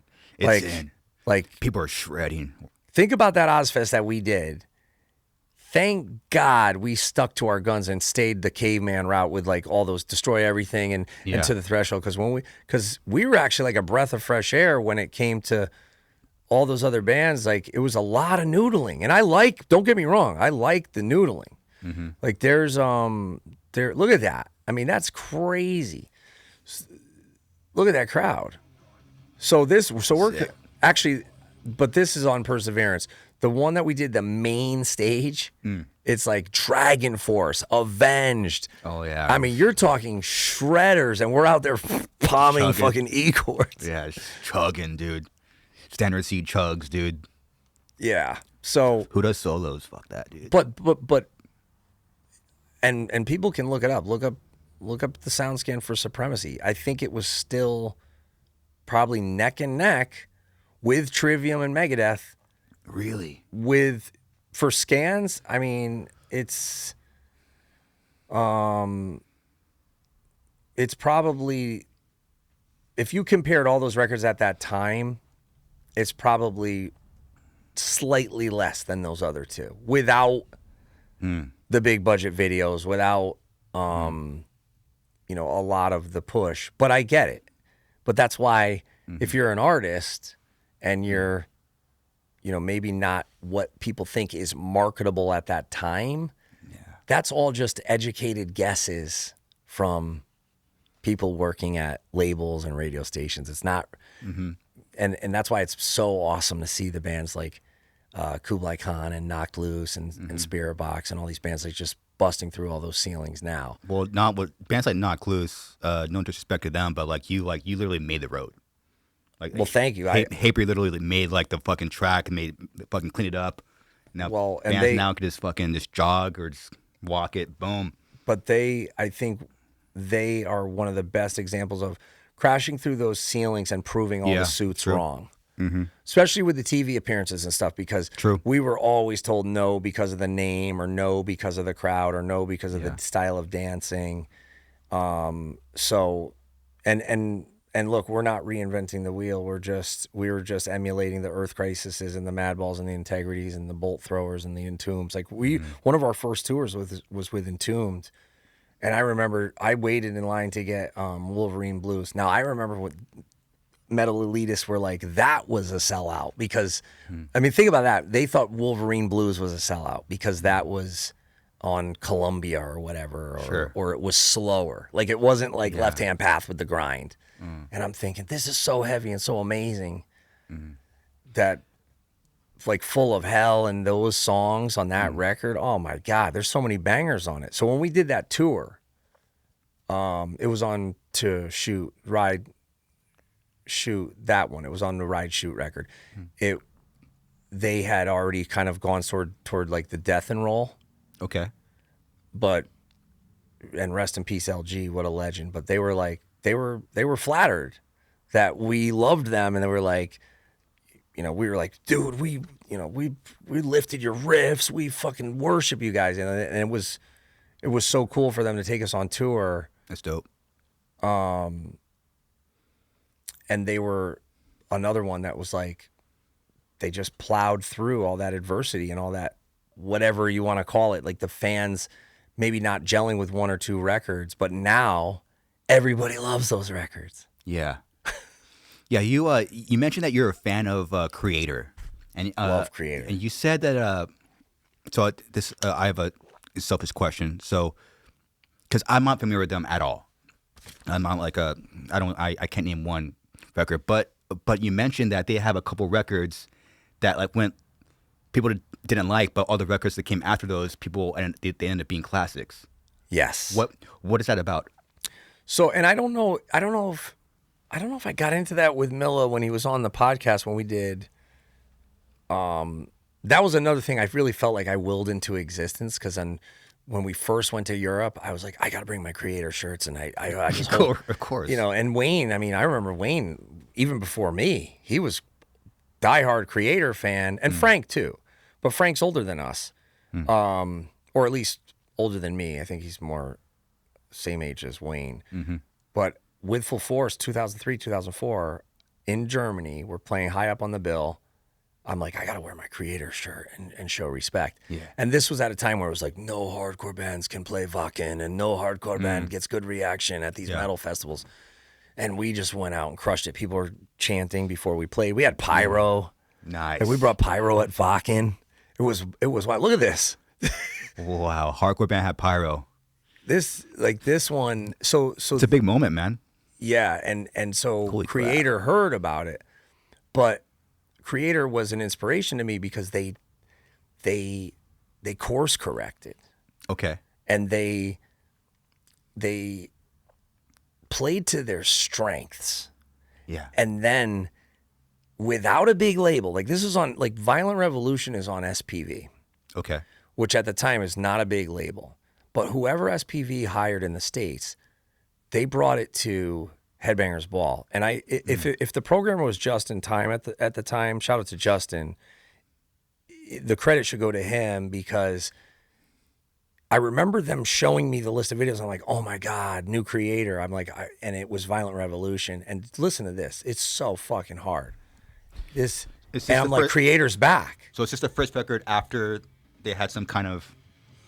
It was, even now when you go listen to the records in between this and say like Cause for Conflict, I like them because I'm a real fan. But there, at the time, again, this is pre-Google, pre-internet, there was one that was like kind of like people didn't even really like, at least the metalheads that I knew, they thought Cause for Conflict was too Biohazard, like because they toured with Biohazard or whatever. But the record is hard. Like I love Cause for Conflict because I was into Biohazard and sick of it all. Yeah. But there was one called Renewal, and there was another one, either the one before Renewal or the one after Renewal, where, let's see, what is it? The name is escaping me right now. Go back. It's I think it's that one, Outcast. That might have been the one where it kind of had a little bit more of like a ministry or I bet you now we would go listen to it and it's bangers. But Violent Revolution and shout out to everybody who worked on Headbangers Ball. When they started playing that video, I would see on my MySpace and I went and got the record and I was like, oh my God, Kreator is back. And then from this until now, hit after hit. I mean, even off the last record, Strongest of the Strong is a smash. We went and played like little arenas with them in Demu, like not that long ago, like maybe 2018. So you're looking at, let's look at these bangers in a row. You got Enemy of God, right? Go down. You got Violent Revolution, Enemy of God. These are out of order. But if you go down further, keep going down. Yeah, Pleasure, those are the early records. But Phantom Antichrist, dude, Satan is real. You haven't lived until Satan is real. Yeah, you haven't lived until you've seen 40,000 Germans singing Satan is real. So they just brought it with the playing, with the intensity, with the riff choices and the note choices. They're one of, many who have gone on to inspire me just because you're never out. You may be down, but you're never out. Never out. Look at Machine Head. Talk about inspiring. Yeah. I mean, say what you want to say. I get it. I know there's people, they don't like Rob or whatever, but you're talking about what, they were turned down by 35 labels? Yeah. It's crazy, yeah. You said it, I think, on the show with him, was you were one of those kids that you liked that record. Yeah. You liked Bulldozer and, Bulldozer the banger, but on the one after it, right? The Burning Red, or was Bulldozer on Burning Red? I could be. That's on the record after. Right. So Supercharger, I believe. So this was, and this is just because I kind of live in between the two worlds, right? Like I was a host of a metal show, but I was in a hardcore band, but I also liked death metal, and we always played with death metal bands. Like we always played with Napalm Death, 6 Feet Under, Internal Bleeding, Suffocation. We were super influenced by Suffocation. So I get that people don't know the history, that they might think that I'm just some guy from a hardcore band talking about metal. But that was, people were like, what are they doing with the hair and the shiny, what was it, shiny like suits or pants that Rob wore? Oh, yeah, like the track suits. But you were just getting into it. You were it's new, so it's awesome. And you were like, this is my jam. Yeah, this is great. And he thought you were fucking with him or something, right? Yeah. Right. But I love that record. So flash forward to when, right before they canceled the Headbangers Ball, they had that fucking comeback, the Blackening, right? Yeah. And it's back to the noodling. It was like less caveman, more kind of thrashy, fast, ripping leads and riffs, right? So you're never out. And then it's back. You're back headlining festivals. You're back touring. I'm always curious how bands do that, how do, because you're never out unless you like accept it. You know, how do bands have that one or two shitty records and then they come back? They will it. They will it. It's will. It's iron will, dude. Like you're It's never Will. you think your little comments are gonna hurt Rob Flynn, or the band is gonna be shot because you don't like this record, but he's gonna come back with some shit. And this dude's headlining. I bet you this year alone, they're headlining probably the biggest festivals in the world. Yeah. And they just came off a whole stint of like, we're not going to play festivals. So it worked. Yeah, it worked. So it's just Will, you think? It's Will maybe more focus, or what's And playing a on your good song, strengths? a good song changes everything. A good song. I mean, we lucked out because we were dead in the water according to the internet, and then we got looking down the barrel of today, and it's Yeah, I was curious, my idea. How do you do that on what that was your seventh record in? yeah.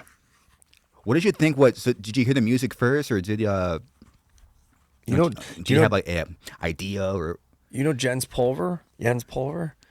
I was watching some like No. Bellator documentary, something like in the middle of the night, and it was So he had just he's a said, fighter? like, yeah, and he had grown Okay. up in an abusive household. His dad was drinking one night and was gonna kill him, Really? and like held a gun to his head, and then didn't do it, and said, "You're not even worth the bullets." And I was like, and it hit me.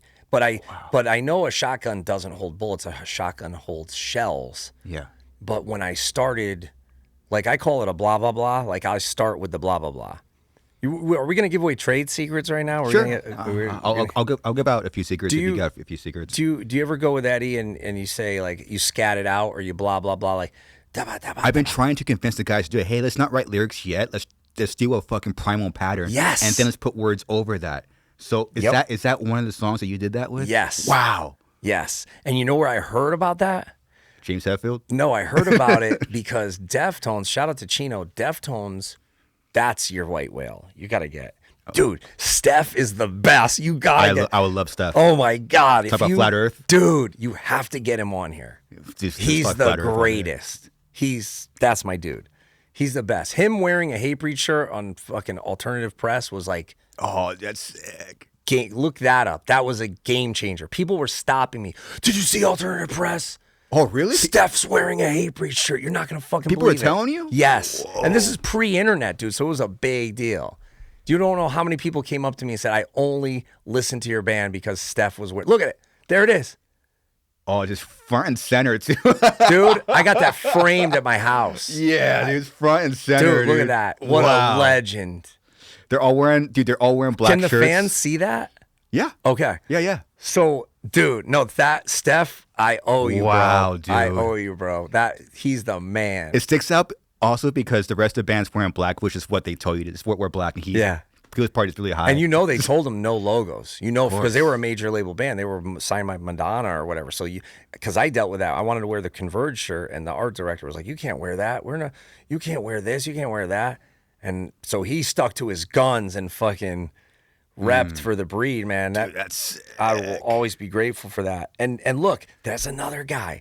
You go on the internet, people are saying all this stuff. Oh yeah, go to the Deftones show. Dude, I don't know what fucking happened. Obviously they're a big band. Obviously, I don't know what the fuck happened the past 2 weeks. All I see is TikToks of them playing the Forum. Yeah. For some reason, everybody went and beautiful. then just post this. All people do right now the past 2 weeks is post TikToks of this fucking one show, Dude, it's beautiful. and it's packed. Yeah. God Oh, bless it's them. beautiful. God bless It's them, great. dude. It's so great. And all these kids, they're gonna go. These new kids that see this stuff on TikTok, they go down the rabbit hole.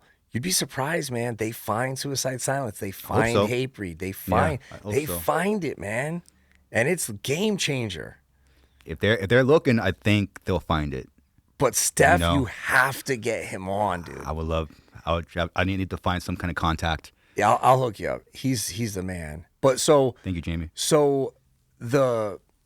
sorry I got off track, but so I knew I know that shotguns hold shells, Yes. but the blah blah blah, like you're saying, the primal, I was going da da da da da da da da da da da da da, and I was like trying to fit it, and then I had the riff idea, and Zeus is like, it's almost there, and we're going through it, and then we scrapped it for a while, and then Wayne came to the studio, and he's like, go back to that. What's that one? I'm like, I'm still working on that one. I don't know. Then he came back a couple weeks later, was like, what's that one? You know, you hear these things about, oh, the shit came together in like 4 minutes. Yeah. That one was not like that. And so I was like, all right, well, I have a riff, and then 2 weeks later, hey, what's that one riff? but it's got to complement the vocal. So I needed to change it so it bobbed and weaved throughout the vocal, and I was like, did you have like the blah blah pattern first, and yes, you try to put a riff on top of that? Yes. What?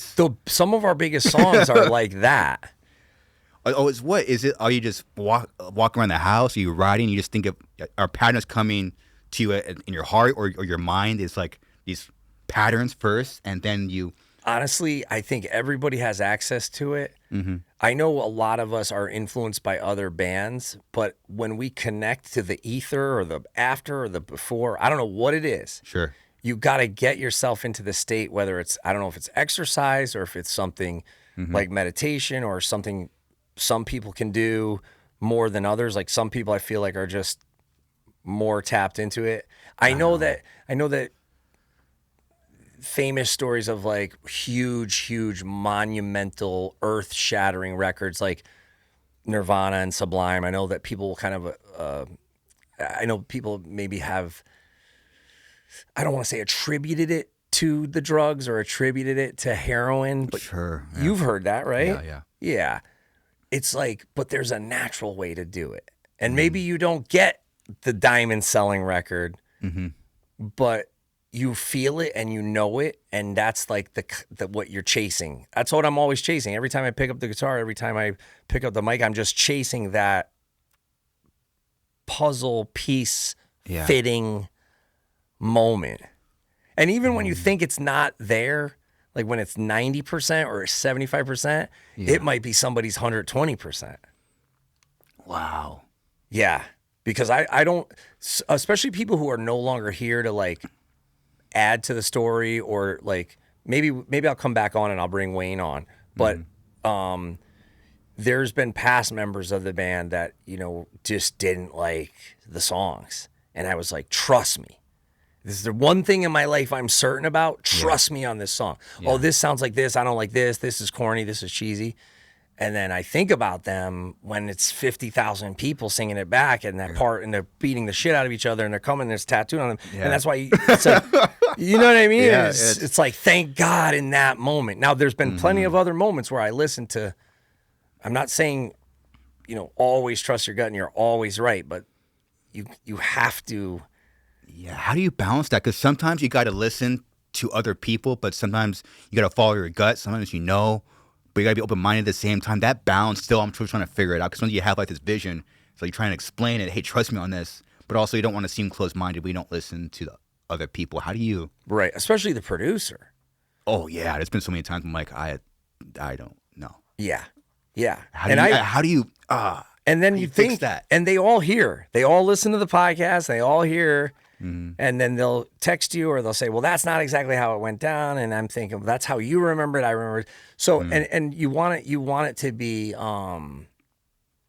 collaborative, but sometimes you just have to say, this is it. And it's got to stay like this. And you got to. When do you know when this is it, man? Yeah, it's just fuck it. Yeah, I don't know. Because on Divinity of Purpose, I was, man. I mean, it was on a small label.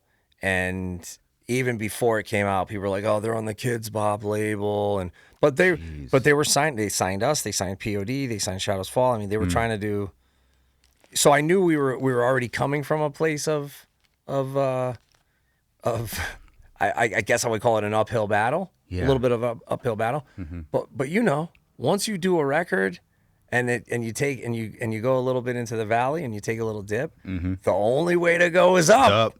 That's it. That's all that's left. And I feel bad for Wilbur because he's a great dude, and you know had that record done better. And we still play songs from that record. We play Honor Never Dies. We play, but I mean even Honor Never Dies. Wayne, you know, he was like, I don't like this riff or whatever, and We joke around about it now because he said it was like a new metal type of riff, but then when we just played it in Australia, the whole crowd was singing it and going crazy. So you're talking about this record, correct? Yeah. There was something off or what? Yeah, yeah. I honestly, I don't want to put it on the label. I don't want to put it on. I take full responsibility. I take full accountability. Like you just got to go, all right, I got to do a better record next time, period. But I've been saying this a lot on my Patreon, and the Patreon people get pissed because they're like, dude, no sacrilege. Like, don't ever say that about this album. Oh, yeah. Because when they got into it and that was their time. That was their jams are on that album. Yeah. But it's like you with Supercharger or whatever. Like, yeah, it's just or the Burning Red. Which one? Or both? Burning Red, yeah. But that's called, of course, sometimes when you do like a bad record, it leaks to like a future record or two. You know. Yes. Yeah, that happens. So it sounds like it happened to you once. Yeah, and look, you've worked with these big producers. You worked with Russ Robinson and others. You're at the time you gotta go. Yeah, let's try it. Let's try it. Look, no risk, no reward. Mm-hmm. Even now, if you look at the bands that took big risks, swings and misses, you got to respect it. If it didn't work out, yeah, and they took a hit in the touring, or they took a hit, yeah, or it broke them up, or whatever, big hit, yeah. Who are we to say? Yeah, if they didn't do that, would they be regretting it till this day? It's true. That's true, man. I definitely believe in big risks. I have a question for you. This is a question I've been asking quite a few people. Do you know any bands off the top of your head that lost their career twice? Oh, and then got it back a third time. Yeah, for sure. Look at Cro-Mags. I mean, this dude is just out there. Shout out to my boy Opus. He was playing drums for Cro-Mags. He's just out there with Danzig and Down playing arenas. I mean, they're opening, but still. That's probably the most turbulent band in the history of bands, right? Where you have I gotta do more just of a deep dive on Cro-Mags. It's just a history rife with beef and bad blood and drama. And yeah, it's too bad because I mean, I was there, dude. I was there. We played a show. I'm pretty sure, and again, maybe I wish Wayne was here to correct me. With I think it was Paris, John, Harley, and maybe even Mackie. I think it was one of the classic lineups all together, and it was like a festival it might have been Hellfest in Jersey or Hellfest, and Harley. And there's straight edge bands on the bill, and Harley just comes right out and starts dissing the straight edge kids. I'm like, what are you doing? He started. Sorry if I'm embellishing this at all, but this is what I remember. And I just remember like, oh my God, is this dude gonna have to fight the whole crowd? Like, wow. Like somebody can comment and let me know how accurate or inaccurate that is. But I remember that vividly and going, okay, so much for that reunion. I was like, is this going to go beyond this show once he did this? Like, are you really going to want to, are these other dudes going to really want to have to fight with straight edge dudes at every stop of the tour? Because even then, even though it was around the time of the early message boards, it's still word would get around. Like I would say something in a fanzine and there would be a problem down the road and you got people boycotting your shows and shit like that. Oh, my goodness. Yeah. Even just being on Victory, there was people that would boycott the show just because we were on Victory. And I was like, yo, I was literally sleeping in bunk beds, living with my uncles. You're going to try to fuck my shot up now? It's so bizarre. Yeah, they called the Victory like the McDonald's of like hardcore labels, right? Yeah. Wow. Yeah.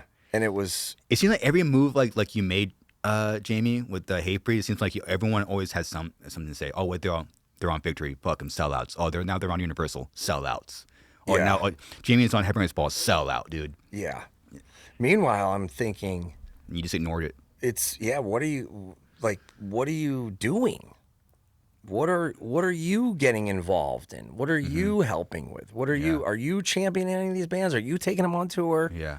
Are you trying to get their video played? Are you but that's life, man. What's the critic? Life. What's it the arena?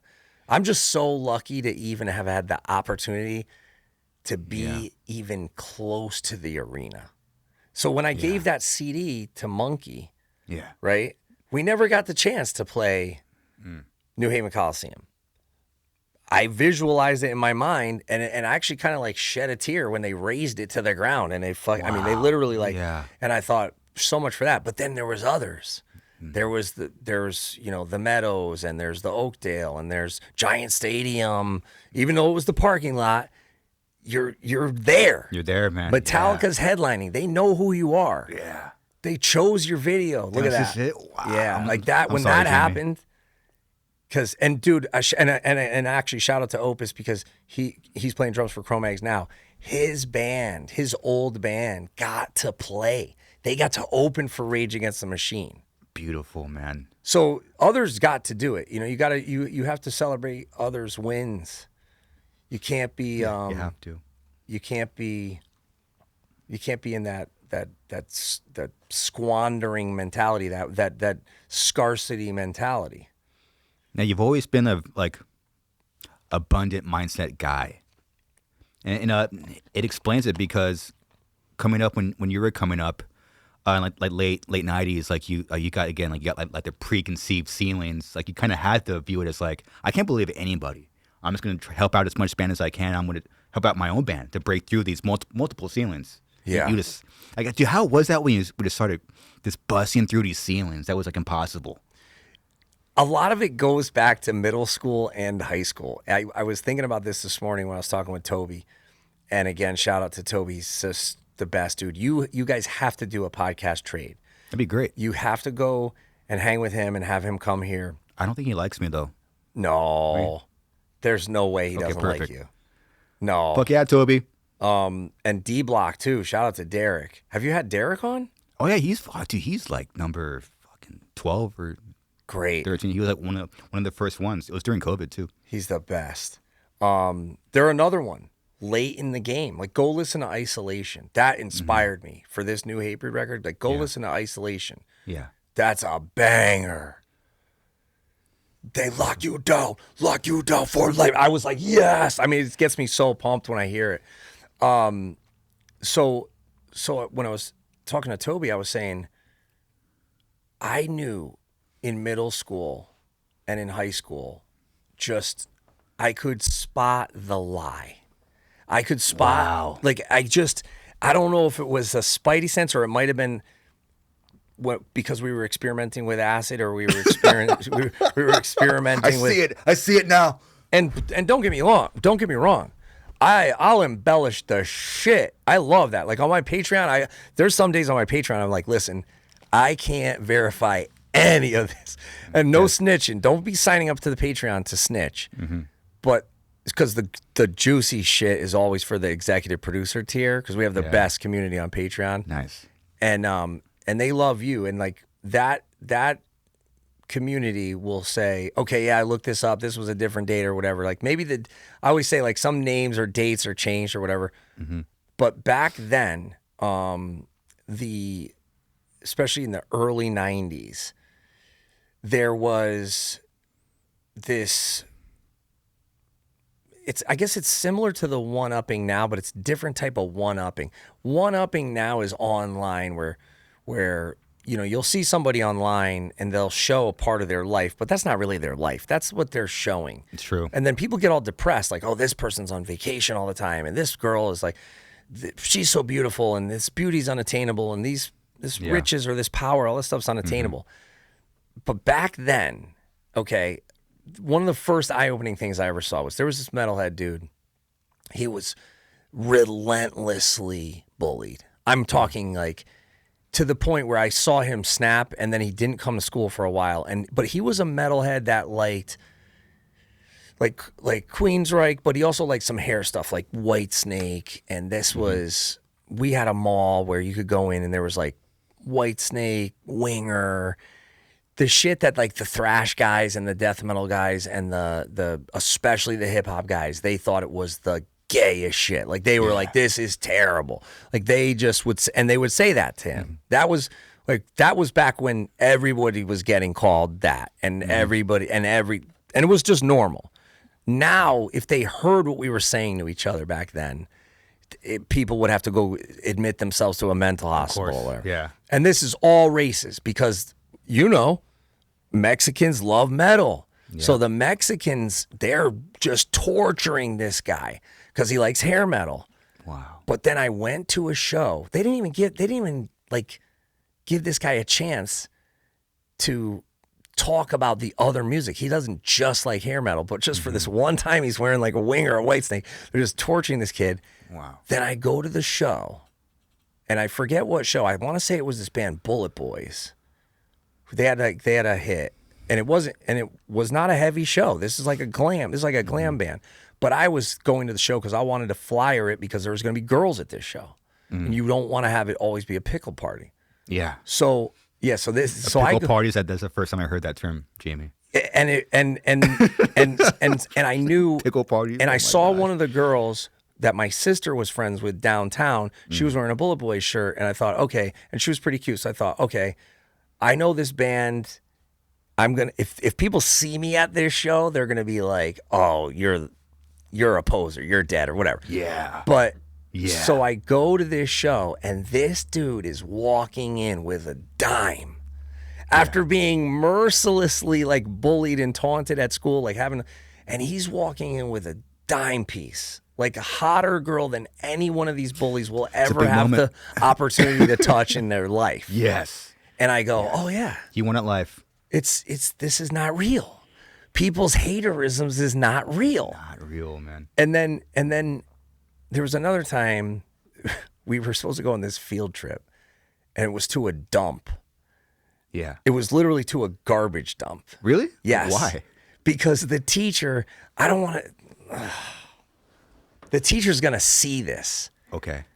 Well, no, you know what? Here. Shout out to your teacher. No, look, even back then, they were saying to us, we have Long Island Sound. They were like, by 1999, the water is going to be rising. Like they were on that shit then, bro.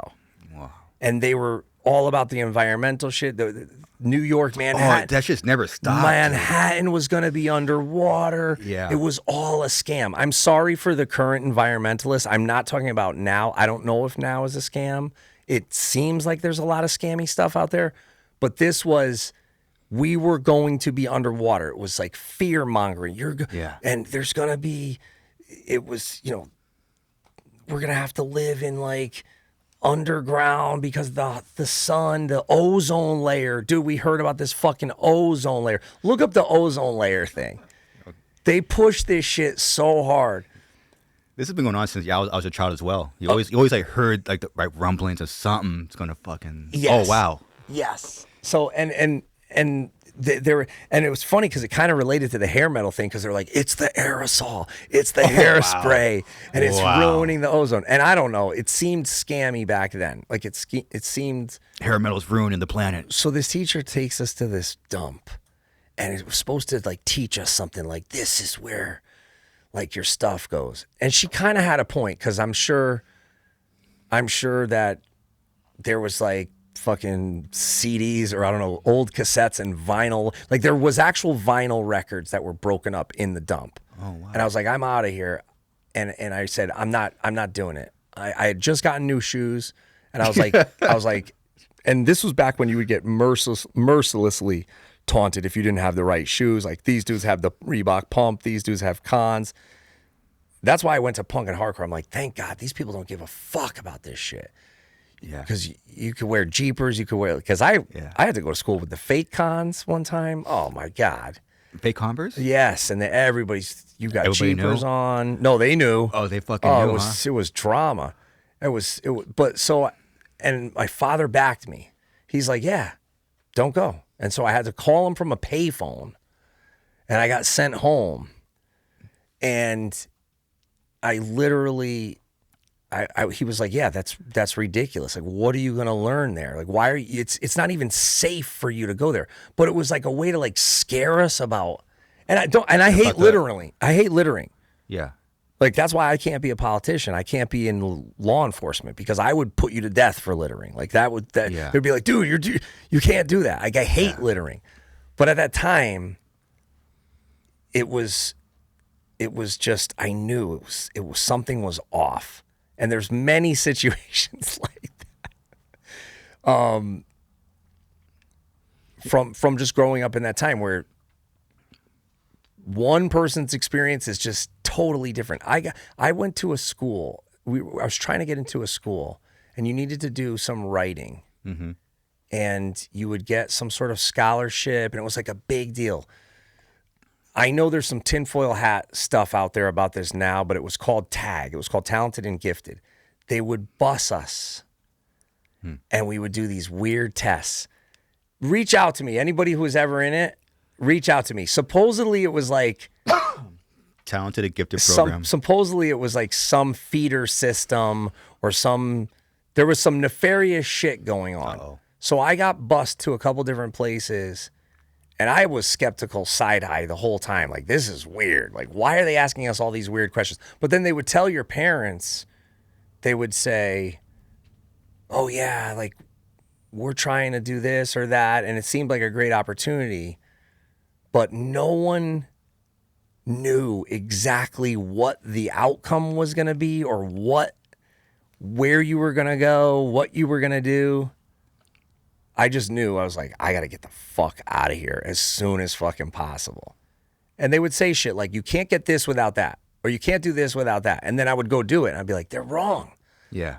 I went and got a GED. I got a job. I went and got, like, everything that they told me you couldn't do, you're never going to do. They were just wrong about it all. Yeah. Why? How can you get a show out of state? Like, how you need a booking agent. You need to do this. You need to do that.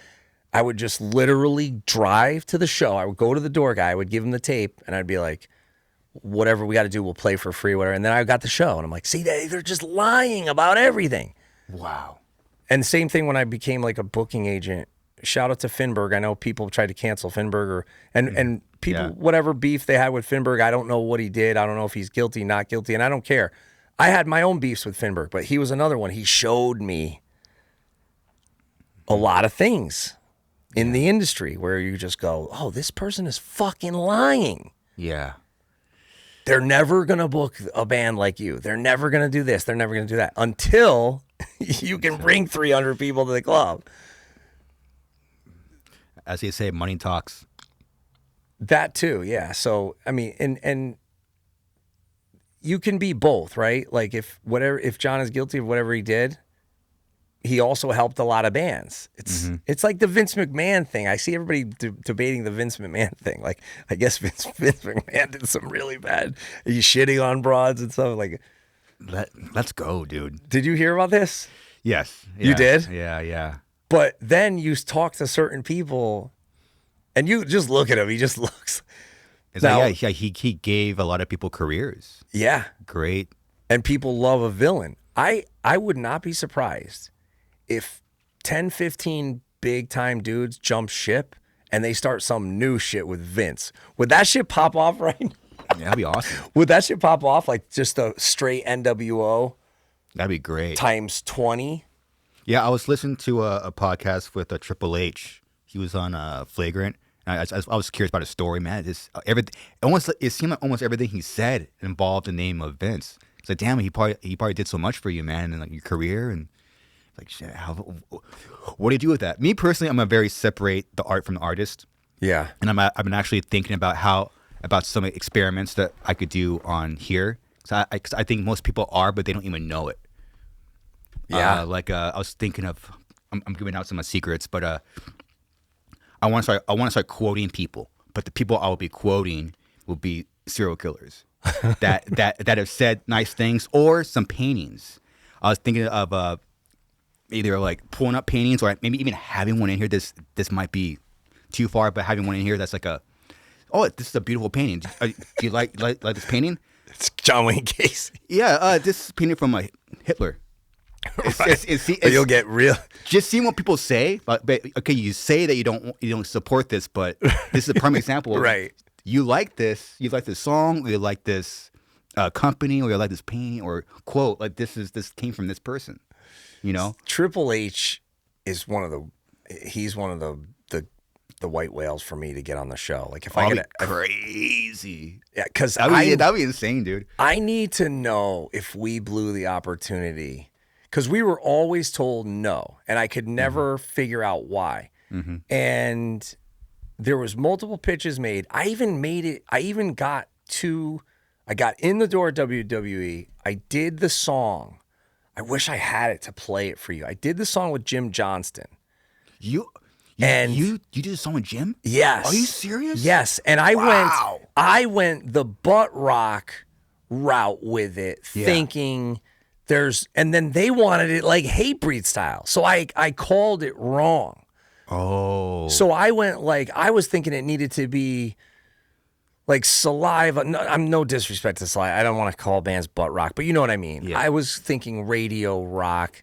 Sure. And so then, and it didn't make the cut. And so, but prior to that, I had heard that during the drinking days, we pissed off Triple H at a Motorhead show. I know we. Oh my goodness. Because we were on tour with Motorhead. Yeah. And so I had wondered, and I'm hoping that we say this, because this has happened many times before, where, like there was a famous radio show that COC was on, Black Label was on, Pantera was on, all these artists were on. We could never get booked. And I had heard that I was drunk somewhere and I pissed off the co-host back in the drinking days. He was at CB's or he's somewhere, and I said something or bumped into him or whatever, and I was heard that was why we could never get booked. Then I finally got booked.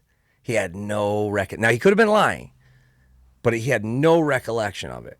Okay. And I said, hey, as part of stopping drinking and trying to be sober, like I want to apologize if I had met you in passing and I said something or did something. Yeah. Not because I want to be on the show, but just because I want to do right, and I don't want to. Yeah, I don't want to be that guy. And so I wondered that about Triple H, because then I had heard he was also at a show with us and Slayer where we were wiling out at Roseland. Like we got told to leave the backstage. Our guests got kicked out. So, but I always wondered that. But then when I got the meeting with Jim Johnston, I thought, I guess all is well, like all's good. But then I blew that with going the softer route with the song and not going like Hatebreed style with it. So they hit you up to get a Hatebreed style song they could put on WWE. Yeah, I think it was for Sheamus. I forget who it was from. I forget who it was for, but it was, that was one, I think. Yeah, I think I blew it. You just blew it. I'd love to get Jim. What's Jim up to? He's just retired, right? I just heard, this happened. This is recent, like past 6 months, right? Yeah, maybe. Yeah. Now, Jim wrote, he wrote all those legendary songs, dude. What's the best one? How was he? I mean, Bias, Stone Cold, I think is his best one. The fucking glass breaking. Yeah, man. Standard E. This sounds heavy as shit. I don't know what it was, but with the wrestling themes, and maybe this is just because, it's probably because I did that Motorhead tour and then did the Danzig tour and then did those Slayer tours. I always felt like on TV and in the arena, they just never slapped like they should. They always felt tinny, and I know that the content is there, but production-wise, would you say they're like... The wrestling songs? Yeah. Would you say they're like really good produced, like bangers? And I'm not trying to be a dick. I guess it's a different form of a banger. I mean, a banger is like, would I buy this if a band put out this song? No. But the fact that it's for wrestling, and I guess it's a part of the production. I think the song itself as a band would, I guess, in a weird way suck, which I never really thought about that till right now. But live, it just hits. For I guess if you're a fan of like Stone Cold, you hear the glass breaking, you hear that standard riff with the subs and the lights. I guess it's a whole thing, but I guess it's a banger per se. I guess it's not a banger. Yeah, because I always felt like, man, let me get in there and put a fucking and give them an ass beater. Yeah. Like give them a real, because you know who I saw on there, and I was like, oh, thank God. was Motionless in White. Oh yeah, that was dope. Yeah, that was incredible. And I thought, now they're getting there. No disrespect. Yeah. I thought, now you're on the right path. And there was a minute there too. I don't know if you ever heard the Seth Rollins one where they totally owe Dino a sandwich. There was a minute there where they had somebody else doing it, and it was like some straight up. What's the drum program? What's the Oh yeah, like Drum Paper Hell or like Superior Drummer. Drummer tune track. Oh yeah. And then with like a Dino riff for Seth Rollins, I think it was, and I was like, yeah, now this is what I'm talking about. But yeah, it's also like, look, if it's happening at an iconic moment and you're there and you're part of the energy in the crowd, it doesn't matter. It could. Yeah, here's one. I was like, is this right? I was like, is this Tune Track? Like, is this Get Good Drums? What's the dude from Peripheries one? Is it Get Good Drums?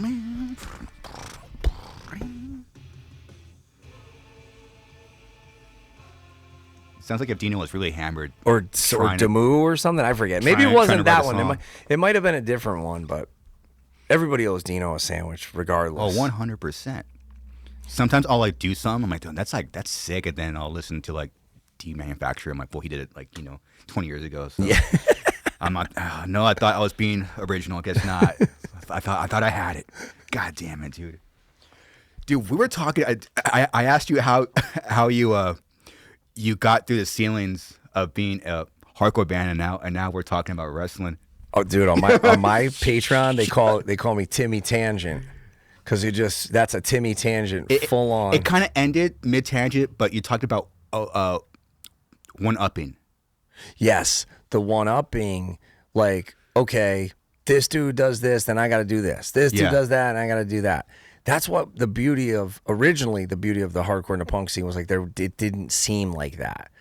That was a thing that was more in metal and rock, where it was like, these bands, you don't get a dressing room. You don't get full use of the PA. You don't get full use of the lights. And you would hear about that. Like, I remember reading that. Oh, sure. I remember literally reading Circus Magazine or whatever it was, Metal Edge, with Dee Snider saying, oh yeah, Dio wouldn't give us a dressing room or wouldn't let us have the PA. And I was like, damn, that's messed up. He would do that to Twisted Sister. Yeah. But that was a thing. People still do it. Yeah.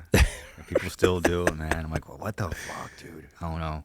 But when I noticed that when we got to the headlining status, and there's times, obviously, now we've been doing it 30 fucking years. I get when bands are like, hey, we need a dressing room. And sometimes their bands have only been on a couple tours, and you're like, bro, I did decades of this shit without getting a dressing room. Yeah. But I get it. It's like, at this point, we have to evolve, and we got to make it work for everybody, so it's not such a grind. Yeah. But you also got to work together, share the crew, share the merch person, share the space, share the, it's going to be different every night. It's going to be venue dependent. It's going to be lineup dependent, and it's going to be who's having a good day or who's not having a good day. Because let me tell you, when I interviewed Dio for Headbangers, he was second on the bill. Motorhead was the opener. Oh, wow. Maiden was headlining. That's a lineup, man. Right? And so even I think then, I think Dio didn't have full use of the entire Maiden rig, because that's their rig. They're paying for it. It's true. Right? I guess if you pay for it, maybe there's a little understanding there. But he was so cool. There it is. So check this out. So fuck yeah, Jamey. Fuck yeah, brother. Looking good, man. Wow. And he was... I think of this, that the young man in the video who goes down in the elevator to hell that you saw, his name is Mino Palouse. If you look very closely in this video, you'll see a very little girl who was about 5 or 6 years old at the time, and that was Mino's sister. And her name is Moon Soleil, who became Punky Brewster. So if you look at that the next time you see it, there you go. All right. Well, thanks for hanging out with us. Thank you. Appreciate it. Fuck yeah, Jamey, with a ringworm shirt on. But next, Bruce and Nico from Iron Maiden, so stay tuned. And Bruce was such a jerk to me that day. Really? He was a jerk to everybody. Nico was so cool. But Dio, wait, let's so look at. Wow. Oh God. All right. Bruce, Bruce is pissed. he's didn't want to be there. Is he pissed? He is. 3 nights into it. Yeah, we're actually 31 nights into it because we did a whole bunch of stuff in Europe. He was looking for some. This is great. Nice evening, you know. Lots of fans out there, so it's good. Cool, you're ready to rock. Now, I saw you guys at Grass Spot. My band Hatebreed played on the side stage. Throw it in there. I've never even seen this. New song, Wildest Dreams. Now it's also going to be the video. Yeah. Cool. Did you do it? Yeah. One word answer. Without our presence. Yeah, we're not in it. We're actually not in it. We're not in it. What's the Probably concept? good, you know. Well, what's the concept? The concept is we're not in it. All right. Exactly. Yeah. Oh, he's just looking, dude. Well, right now we're going to get into... But there was stuff in between, like, you know, how you got to stop and set up, and Yeah. he's just annoyed. He actually, I don't think he comes off that bad there now that I've seen it. I haven't seen this. What were you feeling there? It was were you like, the because you had a feeling sometimes. Oh wait, am I bombing right now? Is this bombing? Yes. How do I handle this? Right? Yes, and they gave me a warning, like, hey, Bruce is in a bad mood. Oh no. Yeah, and that was the worst thing to do for me. Oh, it's terrible. Plus, I had already had this just amazing back and forth with Dio. And can I just tell you a funny story about wearing this shirt? Yeah. He asked me about this shirt before we started taping. Okay. And I said, oh, this is my friend Frank's band. Frank was not in Hatebreed yet. Oh. And I said, this is my friend Frank's band, Ringworm. I go, he's the one that, like, we listen to Dio live at the Spectrum. We listen to Dio records so loud, his neighbors know Dio lyrics and not on purpose. Like that, we drink till the sun comes up, and he's like, man, that's so great to hear. And he's like, he loves you. He'd be freaking out knowing I was here, you know, interviewing or whatever. So flash forward to 2009, we're playing in Japan. We're opening for Dio. And we said, oh, can we get a picture together with the band? And that picture might be online somewhere with Hatebreed and Dio. But so we go in there, and I shit you not. I go, yeah, this is Frank. And he goes, Frank? You mean like your friend Frank? That he remembered. Oh wow. Dude, this is That's what a a good dude. gem. Like, what an amazing deal. Like, I get chills. Like, my hair stands up just thinking about it. Because he's like, wait, Frank, like your friend from the band? Like, if you're from Ringworm. He knew. Yes. Dude, he had like the elephant memory or whatever. I mean, just, if you do Hatebreed Dio, it might come up. It was in Japan. I think it was at Loud Rock. It was just... He remembered, dude. Yeah, and we took the picture together, but... It's beautiful. And he was joking around in between takes and stuff because he's like, I said, dude, I'm so sorry we don't have like a real couch or chairs. We're sitting on the back of those like bleacher or whatever you want to call those, like those amphitheater seats. And he's like, oh, the size of my ass? He's like, this is like a couch. Like, he was so cool. That's and cool, just, man. yeah, just what a, man, that guy, what a legend. Rest in peace. What man. a voice and just the nicest. And so I ended up, yeah, there it is. Oh shit, we got it. And he's like, this is the Frank. He knew, like, I was like, this is just wow. That's a moment, dude. Yeah, That's a moment. yeah. I mean, what a. Everybody should try to be more like Dio. Like, if you could strive to be like one of these legends. No, and he's getting ready to go on. There's no. I think he was sipping a little wine, and then he goes out and he's belting those classics. Yeah. And it's like effortless, and you go, Yeah. oh. So I did. So for Lost Chapters, if anybody wants to check out, sorry for the shameless plug, but because Frank and I had listened to Dehumanizer and those Dio Sabbath records a lot too, not just Dio solo. I did Buried Alive on Jasta Lost Chapters, and it didn't make it onto the physical Dio tribute, but it made it onto the digital. Like, I think Okay. if you go to the digital version of the Dio tribute, it's like on the iTunes version. But so I ended up getting to put it on Lost Chapters. Part of the reason why I should change that and make sure it's credited as a Dio era Sabbath song. But so you remember those shirts that said Dio Sabbath? No. You never saw those? I never seen those. So Let's pull it up, dude. so do we need to make Okay. or just, it was a shirt that actually just said Dio Sabbath, it was a thing that we would see. We would see him like on Ozzfest, and we'd be like, "Oh man, this guy's trying to start trouble." Let's go. Dude. But so maybe now I need to make a Deano Maiden shirt just for the fucking. No, that's terrible. Dude, you were talking you were going to write a book about your first 100 guests, right? Mm-hmm. Whatever happened with that? So I just felt like some of the stories I didn't want out there, especially because of, like I was saying earlier, like people remember shit much differently. And it wasn't because it was, I thought, I still might put it out. I've thought about it because I found it recently on a hard drive. It's not, look, it ain't War and Peace. It's a. Oh, wait, so is it done? It's not done, but it's a short book. It's like it would be like a toilet read or a That's sick. Or a summer read in a couple days. Mm-hmm. And I guess because people are very, you know how it is. Mm. Even if we say like, oh, we don't like this record or that record, some people really take it to heart. Sure. Yeah.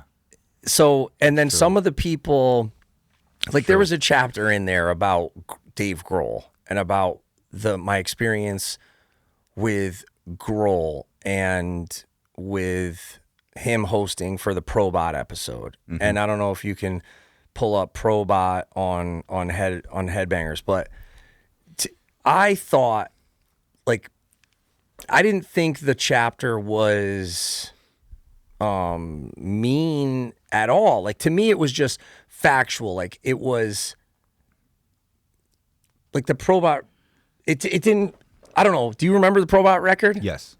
Did you love it? No. Okay. So that was part of my thing. Was like, you got, look at this murderer's row of people here. So you got Wino. You got Eric, rest in peace, Eric Wagner from Trouble. You got Snake from Voivod. Why am I drawing a blank? See, maybe I did need a coffee. Anyways, you know the guys he did the songs with. Mm-hmm. And let's pull up the tracks. Perfect. And I thought it was Max is on there. Yes, I thought it was cool that he was giving metal like a big mainstream look.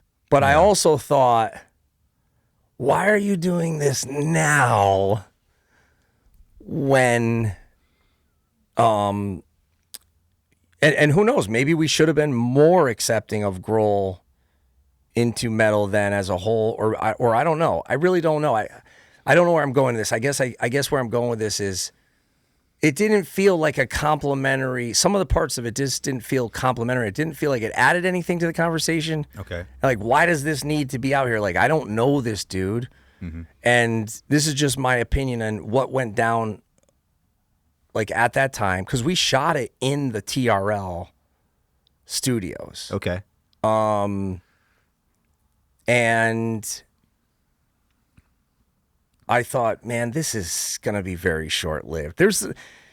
And maybe, I don't know, maybe Wino would agree, maybe Dave would agree, but now I kind of wish that this was a thing he kept alive and toured, and because it was, like, he had the opportunity to bring that style to TRL, but it was on Headbangers. But it would have had impact if it was on TRL. Yeah. Do you get what I mean? Yeah. It was like, you're just coming and you're preaching the converted. You're Dave Grohl.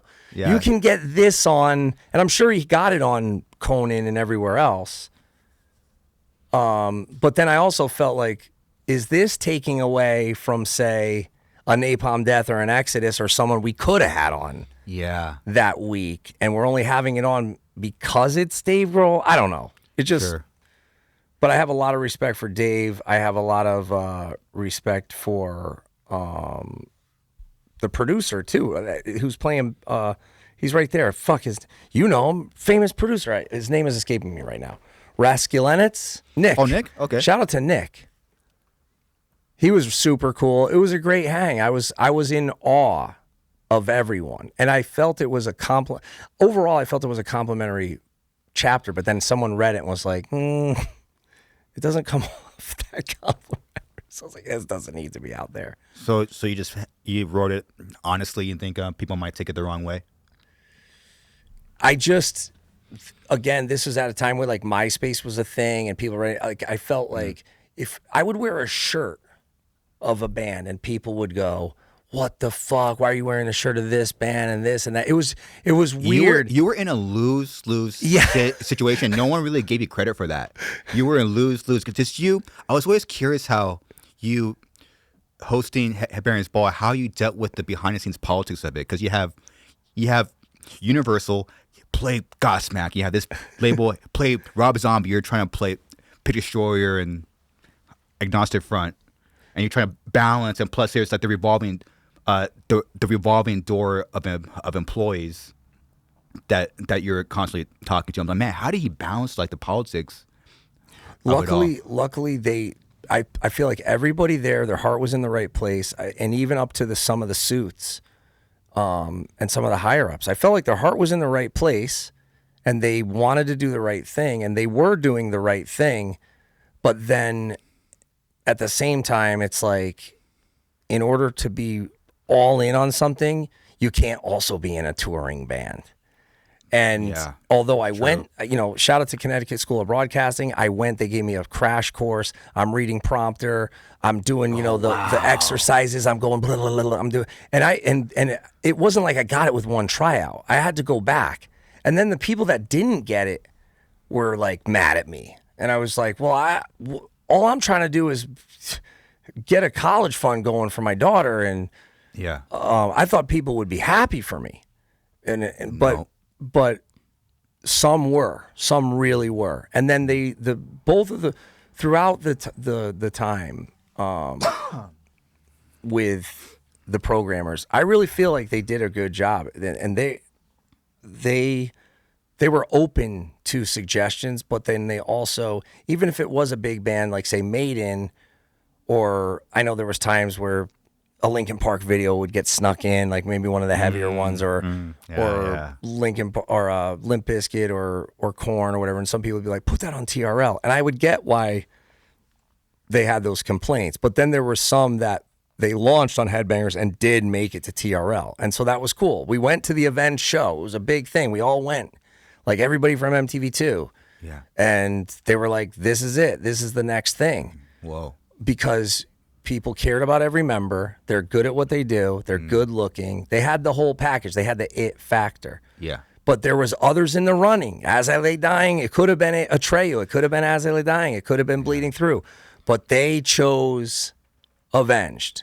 And we saw what happened. They're the one that got the push. And good for them. I was psyched because Avenged's video had the kid wearing a Hatebreed shirt. I was like, that was dope that they did that. It was cool because one of the kids in the video was wearing a Hatebreed shirt. Yeah.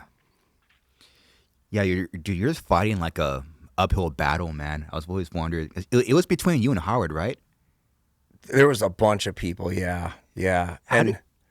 How did you get hit up? Because I think I've heard you mention like you really focused on getting the gig. Yes, and I shout out to Vanilla Ice. I went and interviewed. I went and interviewed people. I was like, I need a tape that's gonna cut through the noise. So and Vanilla Ice was doing a metal record actually with Ross. Oh yeah, it's around the same time frame, huh? And the Amen dudes, rest in peace, Casey Chaos. And so he was going to be promoting it like at the Webster Theater in Hartford or at CCC. And I said, yo, can I come interview you? Because we had played with Vanilla Ice. Here's another thing.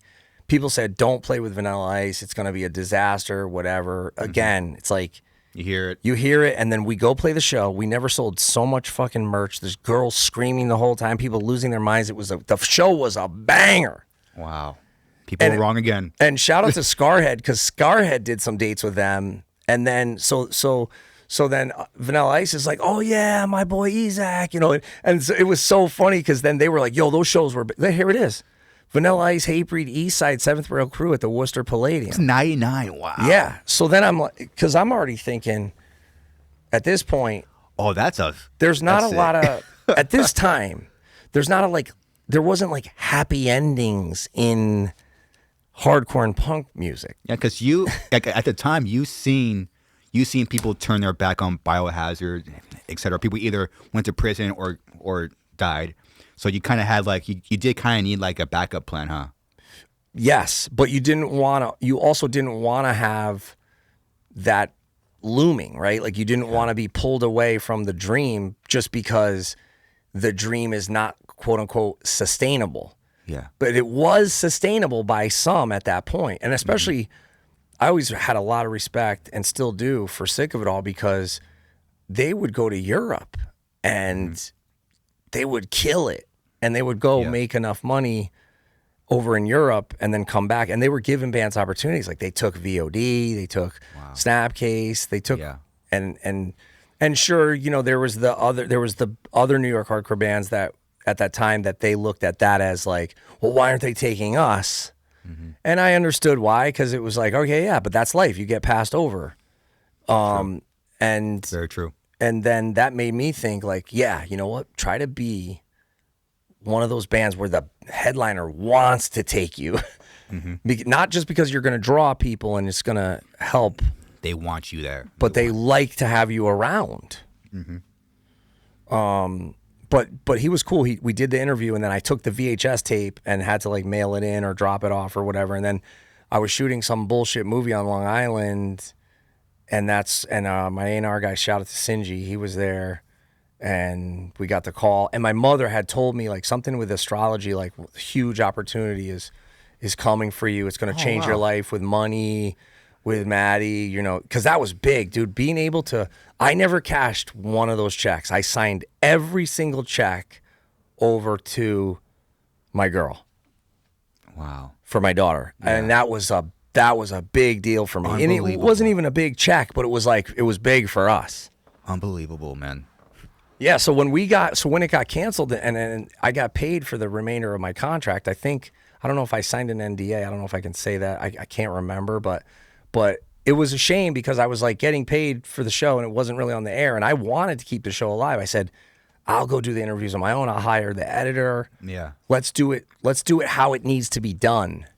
But also, it needed to happen. It needed to go away so that way we could see who was going to play ball with YouTube, which of the majors, which of the TV stations, and which of the majors were going to play ball with YouTube. We needed YouTube to happen. Obviously, we needed, you know, the MySpaces and the Twitters and all that stuff to happen. But then, had it stayed on, I don't know if we would have podcasting like this. So, and podcasting is a way better. Look at this. Look at the legends. KK's my boy. KK, that's my dude. Jamey with the 100 Demon shirt. Attaboy. Yeah.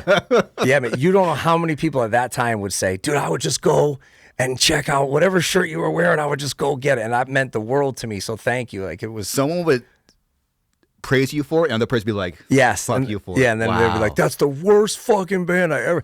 And then usually it was those people that thought I was choosing the videos every week, every video. Sure. So, you know, if they would be mad, one really cool thing about this whole experience was this was when you really knew what was organic and what was really fake. This is before there was bot farms, before there was fake streams. I don't even think they had a way to do bots on MySpace. So you would get people like, dude, I got so punished. I'm talking thousands of messages about Deer in Grey. Do you know them? Yes. Are they a Japanese band? Yes, correct? they're Okay. sick. Their new song is a banger too. Great band. And they were up for like the band of the year or whatever it was. And they won. They beat out Converge, Jane Doe. Like they beat out all these American artists because the fans were so diehard. And they played the venue beneath MTV. And what venue is that? Is this it was like, I think it was called The World, or it was called, I think now it's the Best Buy Theater. Oh, okay. Yeah. And so you can actually take the freight elevator and go up to where we shot Headbangers every week. Oh shit! From it's there. open? Yeah. Damn, that's sick. Now I know. Well, it's open, but it's not like there's nobody. It's like there's like fucking tumbleweeds and everybody's out. It's like, Wow. But so they played a show, sold out, and it was all Japanese metalheads. Wow. And I was leaving the studio, and they had won like the fan voted thing. Yeah. And people were like, yeah, like, and I was high-fiving people in the line, even though I didn't want them to win. I wanted Converge to win, but I was just so impressed with the fan base, like mobilizing and riding for their band. I was like, that's dope. That's really cool that they have this diehard fan base. And so they were one of the real ones you were talking about. like that was a real buzz, like a real upswell. It wasn't pushed by a label. It really felt like, because Buzzworthy, and I don't know if they'd be allowed to talk about this now, but do you remember MTV2 Buzzworthy? No. I think it was kind of like a pay-to-play thing. And I would be like, how is this fucking band getting MTV Buzzworthy? They're playing at 9 in the morning on Ozzfest. Obviously not Limp Bizkit. Sure. But there was other Buzzworthies where the bands would be on there, and we were told, your video can't be played. Do you remember this? Buzzworthy. I remember the... Interesting. And I was like, wait, so how does this work? Is it merit-based, or does the label have to come up with a check? It was always something going on. There was always something. And some of the bands that got the push, that would get the Buzzworthy, you would go, but wait, they're playing so early and there's nobody there and they're not selling any. And we're over here, we're selling like the most merchandise of any band of the day, and then we can't even get the video played. So I was like, I definitely got to take this job. Get in. Yeah. You know, Madball says infiltrate the system. Yeah. Get my foot in the door, otherwise I'm never getting my fucking video played. Damn, straight up. And thank God for Metallica, because they're the one that chose the video. They chose the Perseverance video, which we played, which we paid for ourselves. Really? Yes. Look at Heavy Devi with the fucking skull. He's the best. And Devi's going to be closing out Sorry. Milwaukee Metal Fest with Zach on Saturday, May 17th. Get your tickets to rave.com/metalfest. Boom. Yeah, that's happening. When this comes out right before that. Great. Yeah, and thank you so much for playing. It's going to be a great time. We're fucking rocking, dude. We just saw the set times. Pretty stoked. Okay, good. Because Thank you for that. Because my, like I said when I was walking in, my phone was, I was like, oh boy, I really wasn't looking forward to announcing the set times because you can't please everybody. No. And I'm a victim of it too. Like, I don't want to play at the same time as Meshuggah or the same time as Acid Bath or the same time as, but sometimes it happens. Yeah, this happens. And it is what it is. Like, dude, we did Soundwave and we played the same time as Slipknot, same time as Deftones some nights. Oh no. Yeah. Why did that festival go away? We should do a whole episode about that. AJ, if you're listening, come on the Garza. Real quick. So, yeah, we got to plug in this show, right? Yes, we got to plug Milwaukee Metal Fest. We'll have a link in the description where you can get tickets. It's coming up in late May. And I think we should do an offer. Like, I think we should do a special offer to Garza listeners, or maybe the people on your email list, or maybe the people on your coffee list. Mm-hmm. Like, we should do some sort of special offer for them, for the diehards that stuck through this whole episode of me fucking Timmy tangenting. No, people are stoked. Because no, there's still a lot of people on the fence. I'm getting it. I see it on my social media every day. Yeah, because Why? we went the same weekend as Rockville, and Rockville has Acid Bath, and then also some people are deciding really late. Although we're ahead of both previous years, and you've been there, you came and jammed. People loved it. People were stoked. Yeah, I wish the podcast was better that we did, but now, you know, we live and we learn. Yeah. We got to have a better setup. We got to have better audio. We got to have chairs. We got to be pro. But that was my first year. Yes, that's a mess, dude. And it was, dude, talk about a grind making that thing work. And shout out to the Rave, shout out to Sound Talent, shout out to all the sponsors. Really, like Sumerian. Fly looks awesome, man. It's cool, yeah. Shout out to Dan Goldsworthy and Diego and everybody on the team with the graphics, all the Rave team. And so if you're coming in Thursday, come and jam with us again. We would love to have you. We haven't, cool. We haven't announced the guests yet for the jam. We're going to do that, I think, either Friday or Monday. So, and you had a huge pop when you came out. People were fucking pumped. Thanks, Jamey. And I was honored to be there, to be real. well, I got a lot of flack of people saying, yo, where the fuck is Suicide Silence? And I know you guys wanted to be on it. And it just was, at that time, I think there was miscommunication with your agent, especially for 2024. We were just switching. Yes. We were just switching. We're going to a big a move. Yes. So. And I think that was part of it, because I was like, what the hell? What did we do wrong? And that happens. You can give a band everything they ask for, and you think, you know, it's something that you did when meanwhile there's a radius clause because they're playing Chicago. Mm-hmm. And I think that was part of it with you too, because I think you had already had the Chicago date on sale and you were playing there in either March or April, and it fell under the radius. So it wasn't even our fault. I think it was the Chicago promoters' fault, but I get it. And believe me, I don't want to get into the weeds of the whole promoter shit, because it's been a grind having to put this promoter hat back on.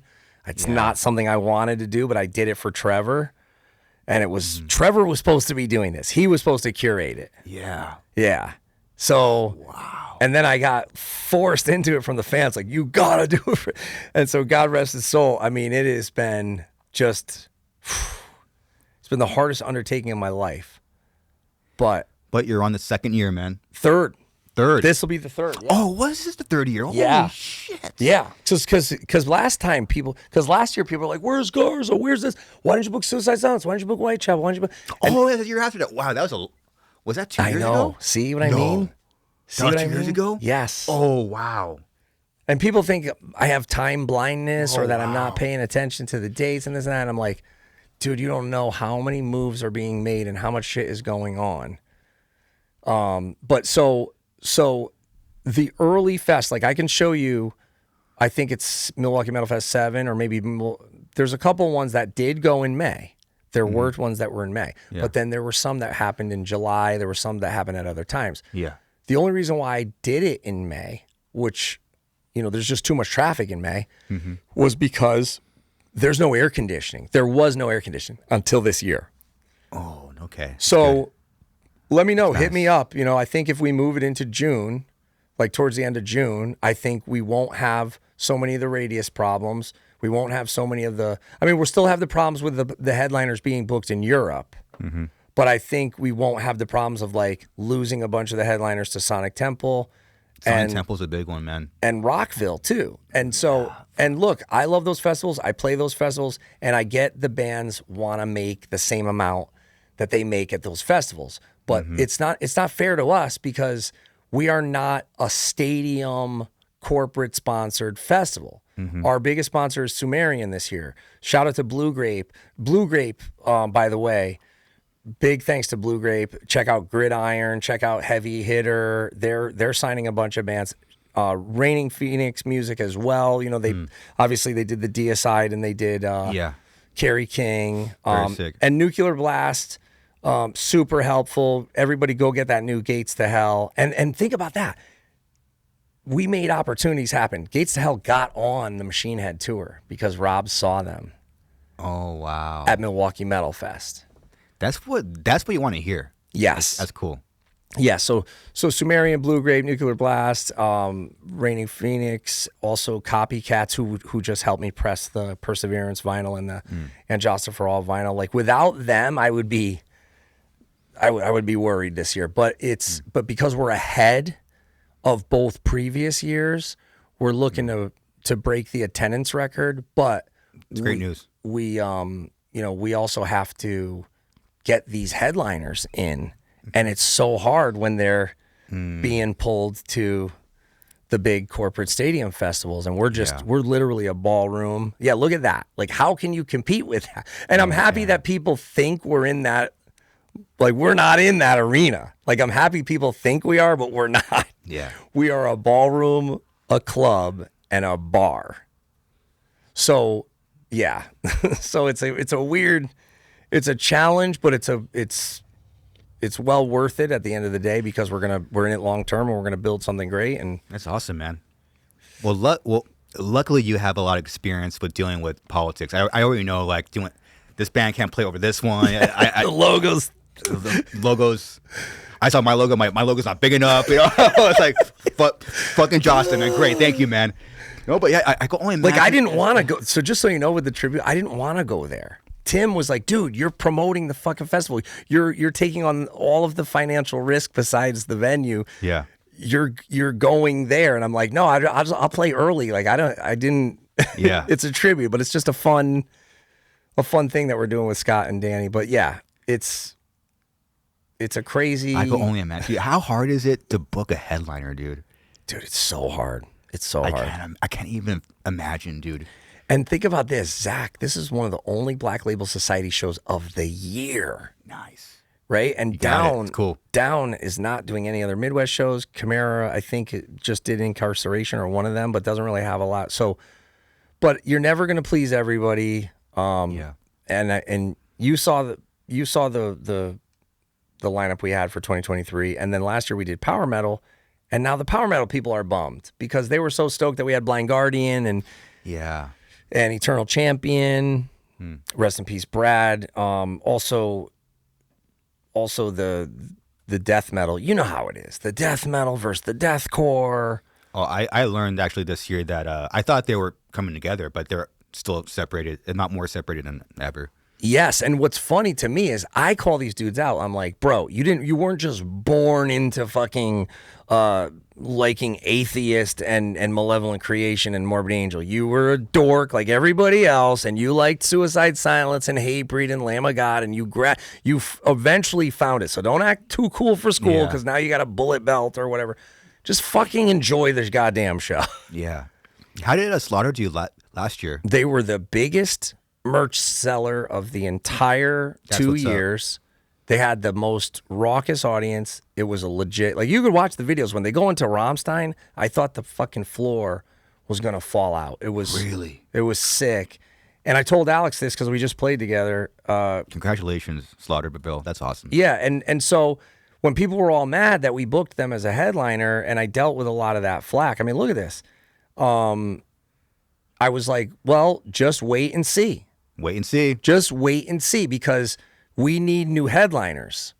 Yeah. And not for nothing, they did more people than Lamb of God Machine Head. Unbelievable. On the Sunday. Unbelievable. So Slaughter, and don't get me wrong, they had a stacked undercard. They had Lacuna Coil, they had In Flames. In Flames had one of the most amazing sets of the weekend because they're part of the history of the festival. But Avatar, I gotta hand it to Avatar.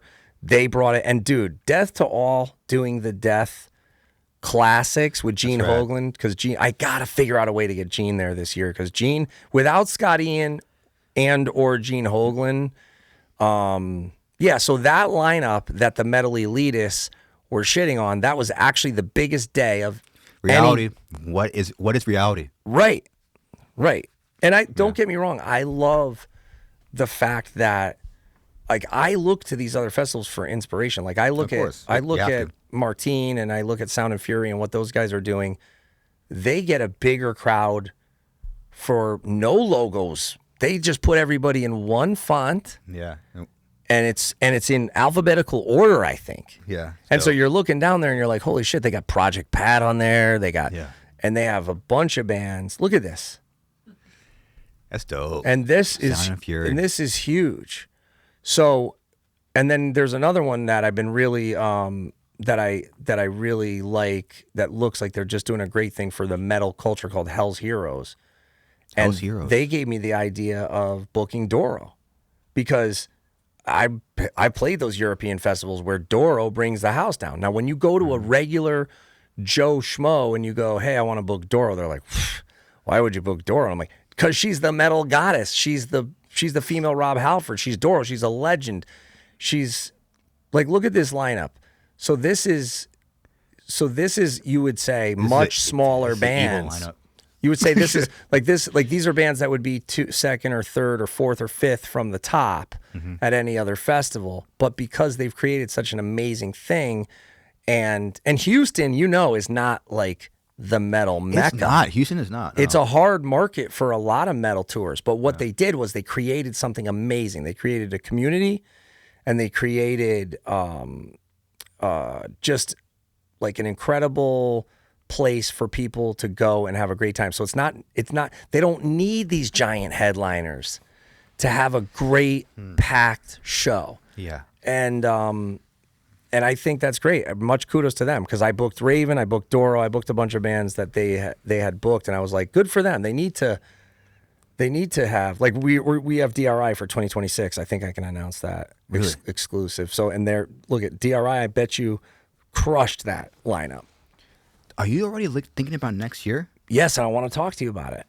Okay. Off air. Okay. Because I want you involved for sure. And I'm thinking, well, yeah, so if we do go to June, there's another thing happening, though, before that.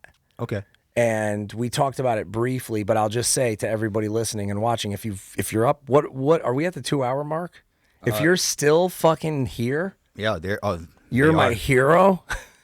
Yeah, we're at 2.5 hours right now. Because I wouldn't listen to me for this long, but if you're still here, I'm going to be helping take over Summer Slaughter.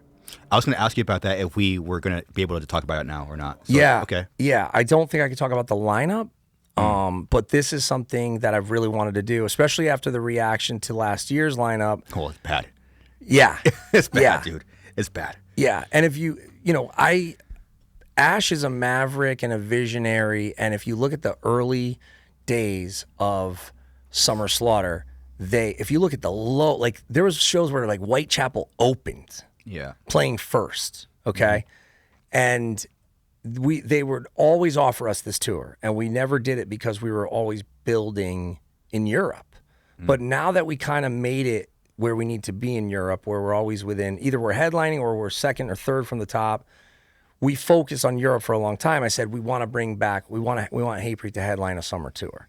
And so after the reaction from last year, I thought, we could do this. We can bring it back, and we can diversify the lineup a little bit with some hardcore and some metalcore, but still have the deathcore and the death metal and the crossover, or whatever you want to call it. But look at that. Like, look at Animals as Leaders was what, second on the bill? That's incredible. So they created headliners out of a lot of these bands. And Hatebreed hasn't done summer tour in years in the US. It's true, huh? Yeah. So, but we're going to start small. It's going to be very short, like 14, 15 shows. Okay. And we're going to take small bands. We're going to take the future bands, and for better or for worse. So we're not expecting it to be blowout bonkers, but we're also taking it global. And this is what I want to talk to you about, because it's summer in other parts of the world at different places, like Australia, like South America. Oh, wow. And we also need to be not just, like, we're long overdue to start working Australia regularly again. We just did Knot Fest. Yeah, same. And just crushed it. And South America too. So, yeah, so we got work to do, but it's good problems to have, and it's good opportunities to have. And yeah, I appreciate Ash giving Tim and myself, the support of not only Milwaukee Metal Fest, but also the belief in us taking this over and trying to make something great again. Yeah, how do you... So, okay, like with Milwaukee, I'm already having a heart attack. Did you want to be like, just put the nail in the coffin? Hey, give me more. Luckily, you're fucking crazy, dude. Yeah, luckily we have a great team, and again, it's like we're in it long term. We're going to build something. We try to build the headliners tomorrow, and try to. When you came, didn't everybody say, like, what a vibe, what a great weekend? Like, there was no bum outs, there was no fights, there was no ejections. It's fun. I knew the rest of my band was jealous that I went. I said, "How did you go?" I was like, "I don't know." No, it was a great time. We just have to figure out a way to make it not only profitable, but make it happen. I think just a little bit later. I think June would be okay, especially with the air conditioning. Like I don't want it to be like how it was when we did it back in the day, where you're just in there sweating, and it's because that's the point of having an indoor festival, is so you're not out in the sun sweating. Yeah, different people want different things. Some people want AC. Yes, it's very important. Yeah, but it's going to be a great time. If you haven't gotten your tickets yet, please do, because this is the one that, we're already on track. But you never know. You never know until even with that year with Lamb of God on the Sunday, with Machine Head, we walked up another 200 people that day. Really? Yeah. So it's like, fuck yeah. You never know, and it's a grind, but it's a good grind. And yeah, look at that. Exodus, Dukes is back in the band, Dillinger with Dimitri, Scour. Anselmo's going to be there rocking out. Trouble, Sacred Reich, Harm's Way, Speed, absolutely killing it right now. They just played Coachella. Yeah, incredible, man. Incredible. Yeah, it's going to be a good time. Yeah, I remember, the year I went was fun. I would wake up, I went to a diner with Gitter and just hung out, and I walked across the street. I went to the bar, got a beer, saw I don't know how many bands, said hi to a ton of people. I went back, had a nap, came back again. It was fun. It was like, it got a little scary after 3 days. I'm like, dude, this is like camp. I could do this again and the next day. Yeah. It was fucking fun, man. Seeing Gitter watch the bands was a big highlight for me, because he was so happy. He was having the time of his life. And there were some great sets where I love it when you see the bands that the people kind of like hate on, but then, and you know those guys, those Impress Me Bro guys with their arms crossed. And then someone, I was thinking about that. Someone will come out and just fucking crush it. Yeah. And the energy is like top tier, that everybody's vibrating at that high frequency. Yeah. And Doro was one of them. Hammerfall was one of them. It's great. I Am Morbid killed it.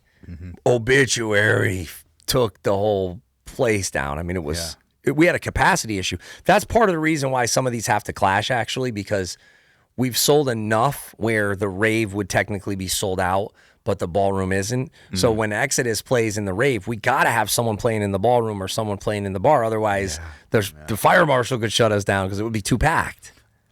I remember the time I went, there was a lot of fucking people there. It's a lot.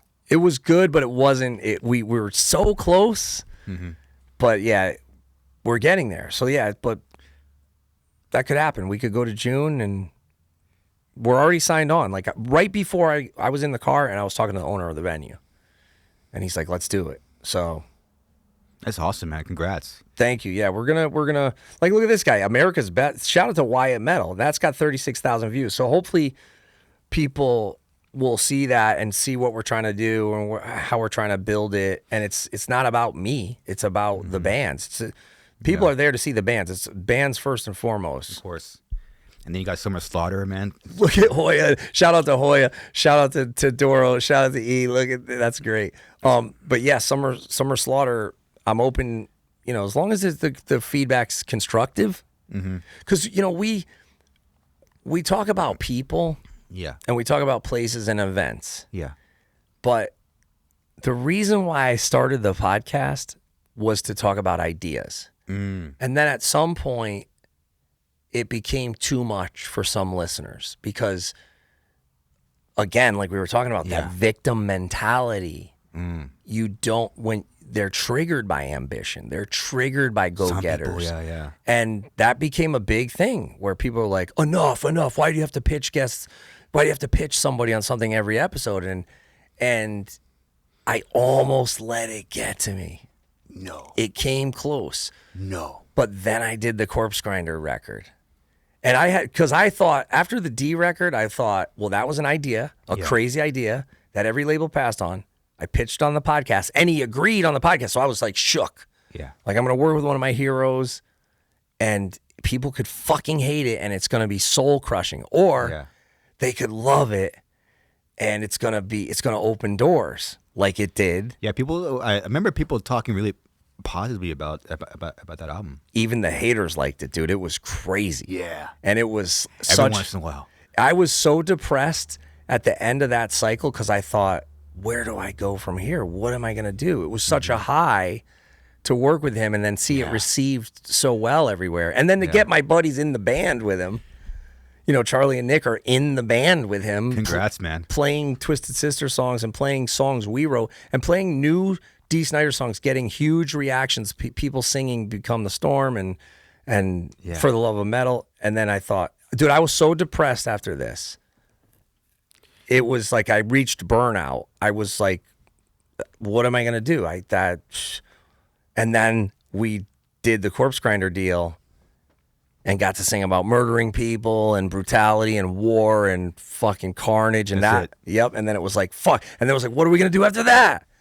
But so people who are trapped in the scarcity thinking, Yeah. it became a thing like, stop, like, why is it always the music business? Why is it always? And that's why now what you got to do is you got to talk about the ideas, but you don't have to give them away. You don't have to. Yeah. You don't have to talk about them before they come to fruition. We're talking about like I did the song with George and it led to a whole record. They want your soul. Nice. Yeah. And this is getting a re-release now too. This record's getting a re-release. And yeah, so now we're talking about Summer Slaughter, we're talking about Milwaukee, but like it's happening. Like it's not too soon to talk about it because it is happening. We just can't talk about the lineup and all that stuff. But ultimately it's going to come down to whether people want to support it or not, want to support up and coming bands. And you're no stranger to it, Jamey, and it's going to take work for sure. Yeah. But yeah, again, it's an uphill battle for sure. It's going to be an uphill battle, but I wouldn't be surprised if it was successful. I wouldn't be surprised. Honestly, I'm shooting I'll be happy with 800 to 1,200 people a show. We're gonna play. We're gonna play places that are reasonable for us to just play on our own. But with up and coming bands who we like and we want to help promote, and then also under the guise of let's build something for the long term, where we can take it to Europe, we can take it to Australia, we can take it to South America, and then rotate the bands out so that it's not always the same lineup, right? Because that was an issue with the original tour, was that eventually, and that's probably why Hatebreed was getting offers eventually for it, was because eventually they've already done Cannibal, they've already done. It's already seen bands, yeah. Right?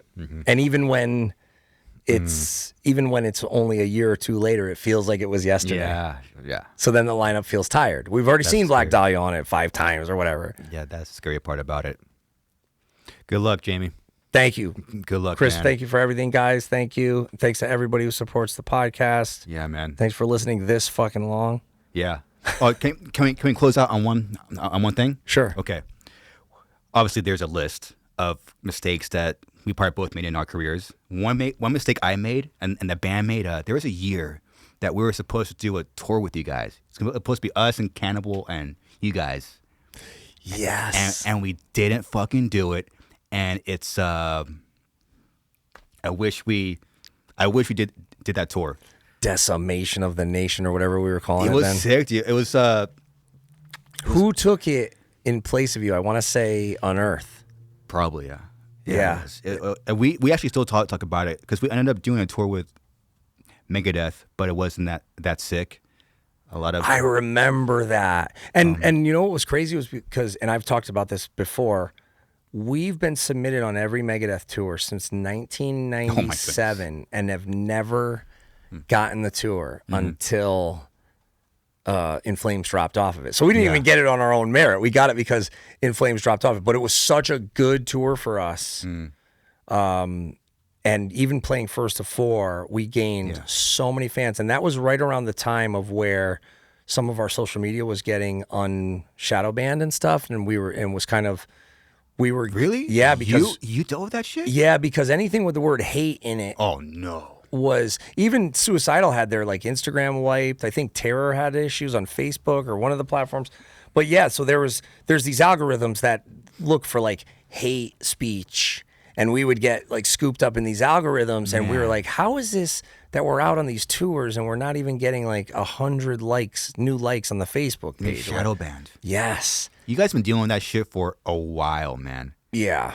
Remember LimeWire? That was dirty because people would switch your song titles. Yeah. I was like, what? And that sucked because it was a coordinated effort. It was like Are you serious? Yeah, and it wasn't just us. There was other bands that they did it to as well. I did not know that. I thought it was just like a joke or people just doing that. It was like a coordinated. Yeah, attack. and it was just Smash Your Enemies. There's no lyrics. Like they would just make it some super racist, super offensive song title, goodness. and they did it. They did it to, like I said, they did it to other bands. But for us, because we weren't known, and we were still in the underground, people really thought that it could have been possible that we did have a song title called that. They didn't. They were too dumb to realize that that's not the case. But hey, we won in the long run, and also. You know, who knows? Maybe we should have kicked down the Megadeth money to you guys. Like maybe we were lowballing you. I don't know. So you might have been in the right. Maybe. But let me tell you, we did have probably the most fun. Yeah?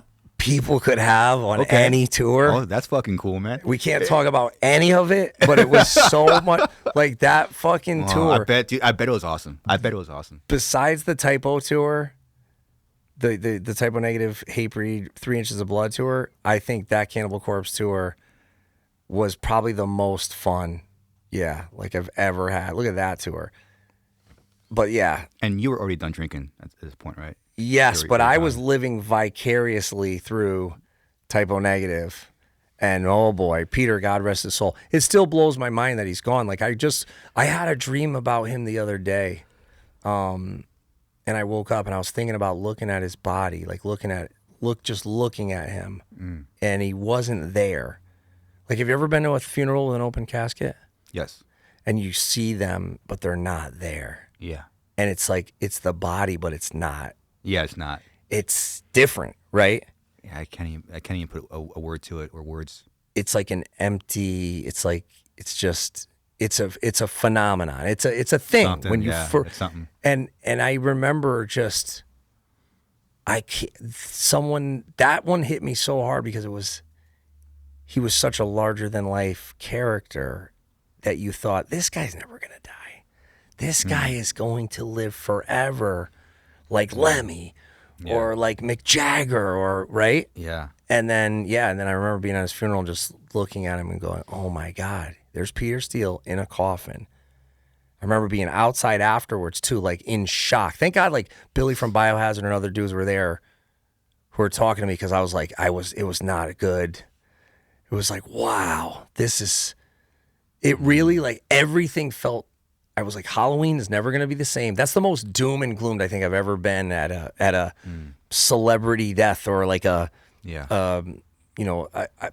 we weren't super tight. We weren't close friends, but we were tour mates, and I had a deep respect for him, and he was a fun guy to be around. And it really, like, I wanted to go and show my respects because he kicked down so many doors and was such a Carnivore alone.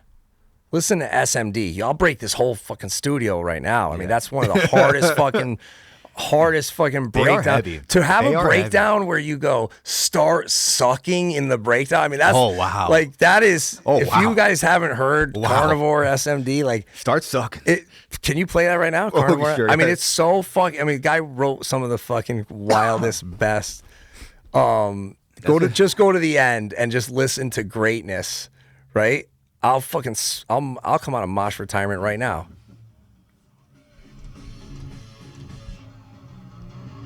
That bass tone too, dude. Man. Oh wow.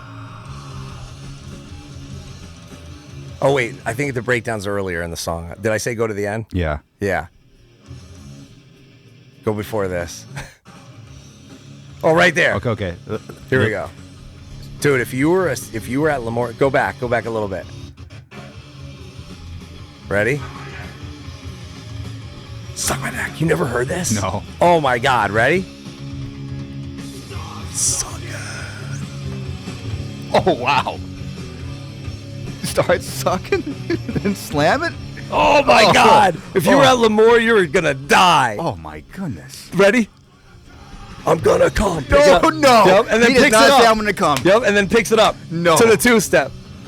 You cannot. Greatness. You cannot say I'm gonna come during a breakdown. Oh my God! Do you know how many times when Kenny played in Typo Negative? Do you know how many times I played this in the front you lounge? cannot.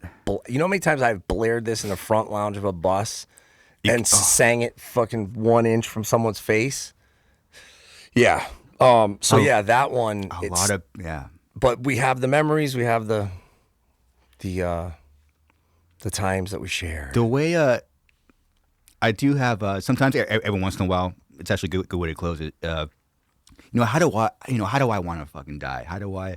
It'll be a dream where you have a funeral and like all like your friends' bands are there. Right? That's a good one. That's a good way to Dude. That's a great way to die. Yeah. Dude, Jamey from Hatebreed there, fucking Biohazard is there. That's a dream. People that respected you that much, they're gonna stop their schedule and they're all gonna come in.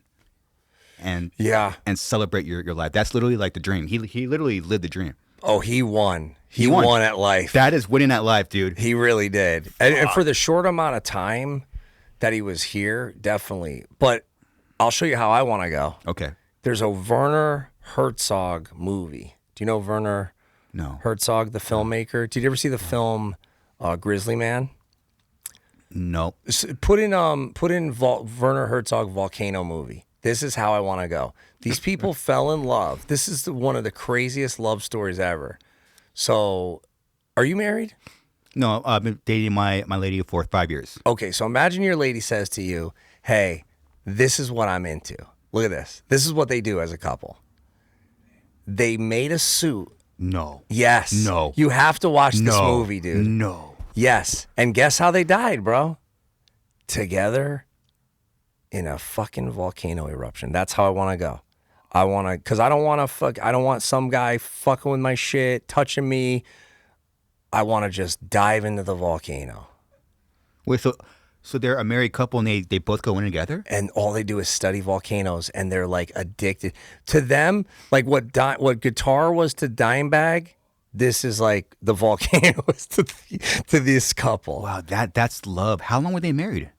You have to watch this film. What's it called? It's called The Fire Within. The Fire Within. But also watch Grizzly Man. You never saw Grizzly Man? No.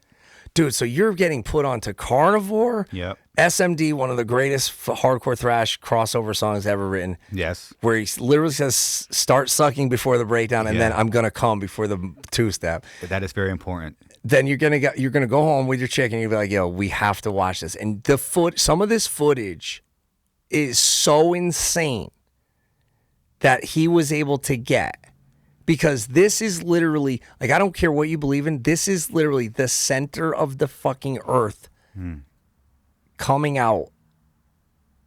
Look at that. That is, and they invented these suits and they made the materials. They made those suits? Yes, dude. Look at this. Look how close they get. Look at this.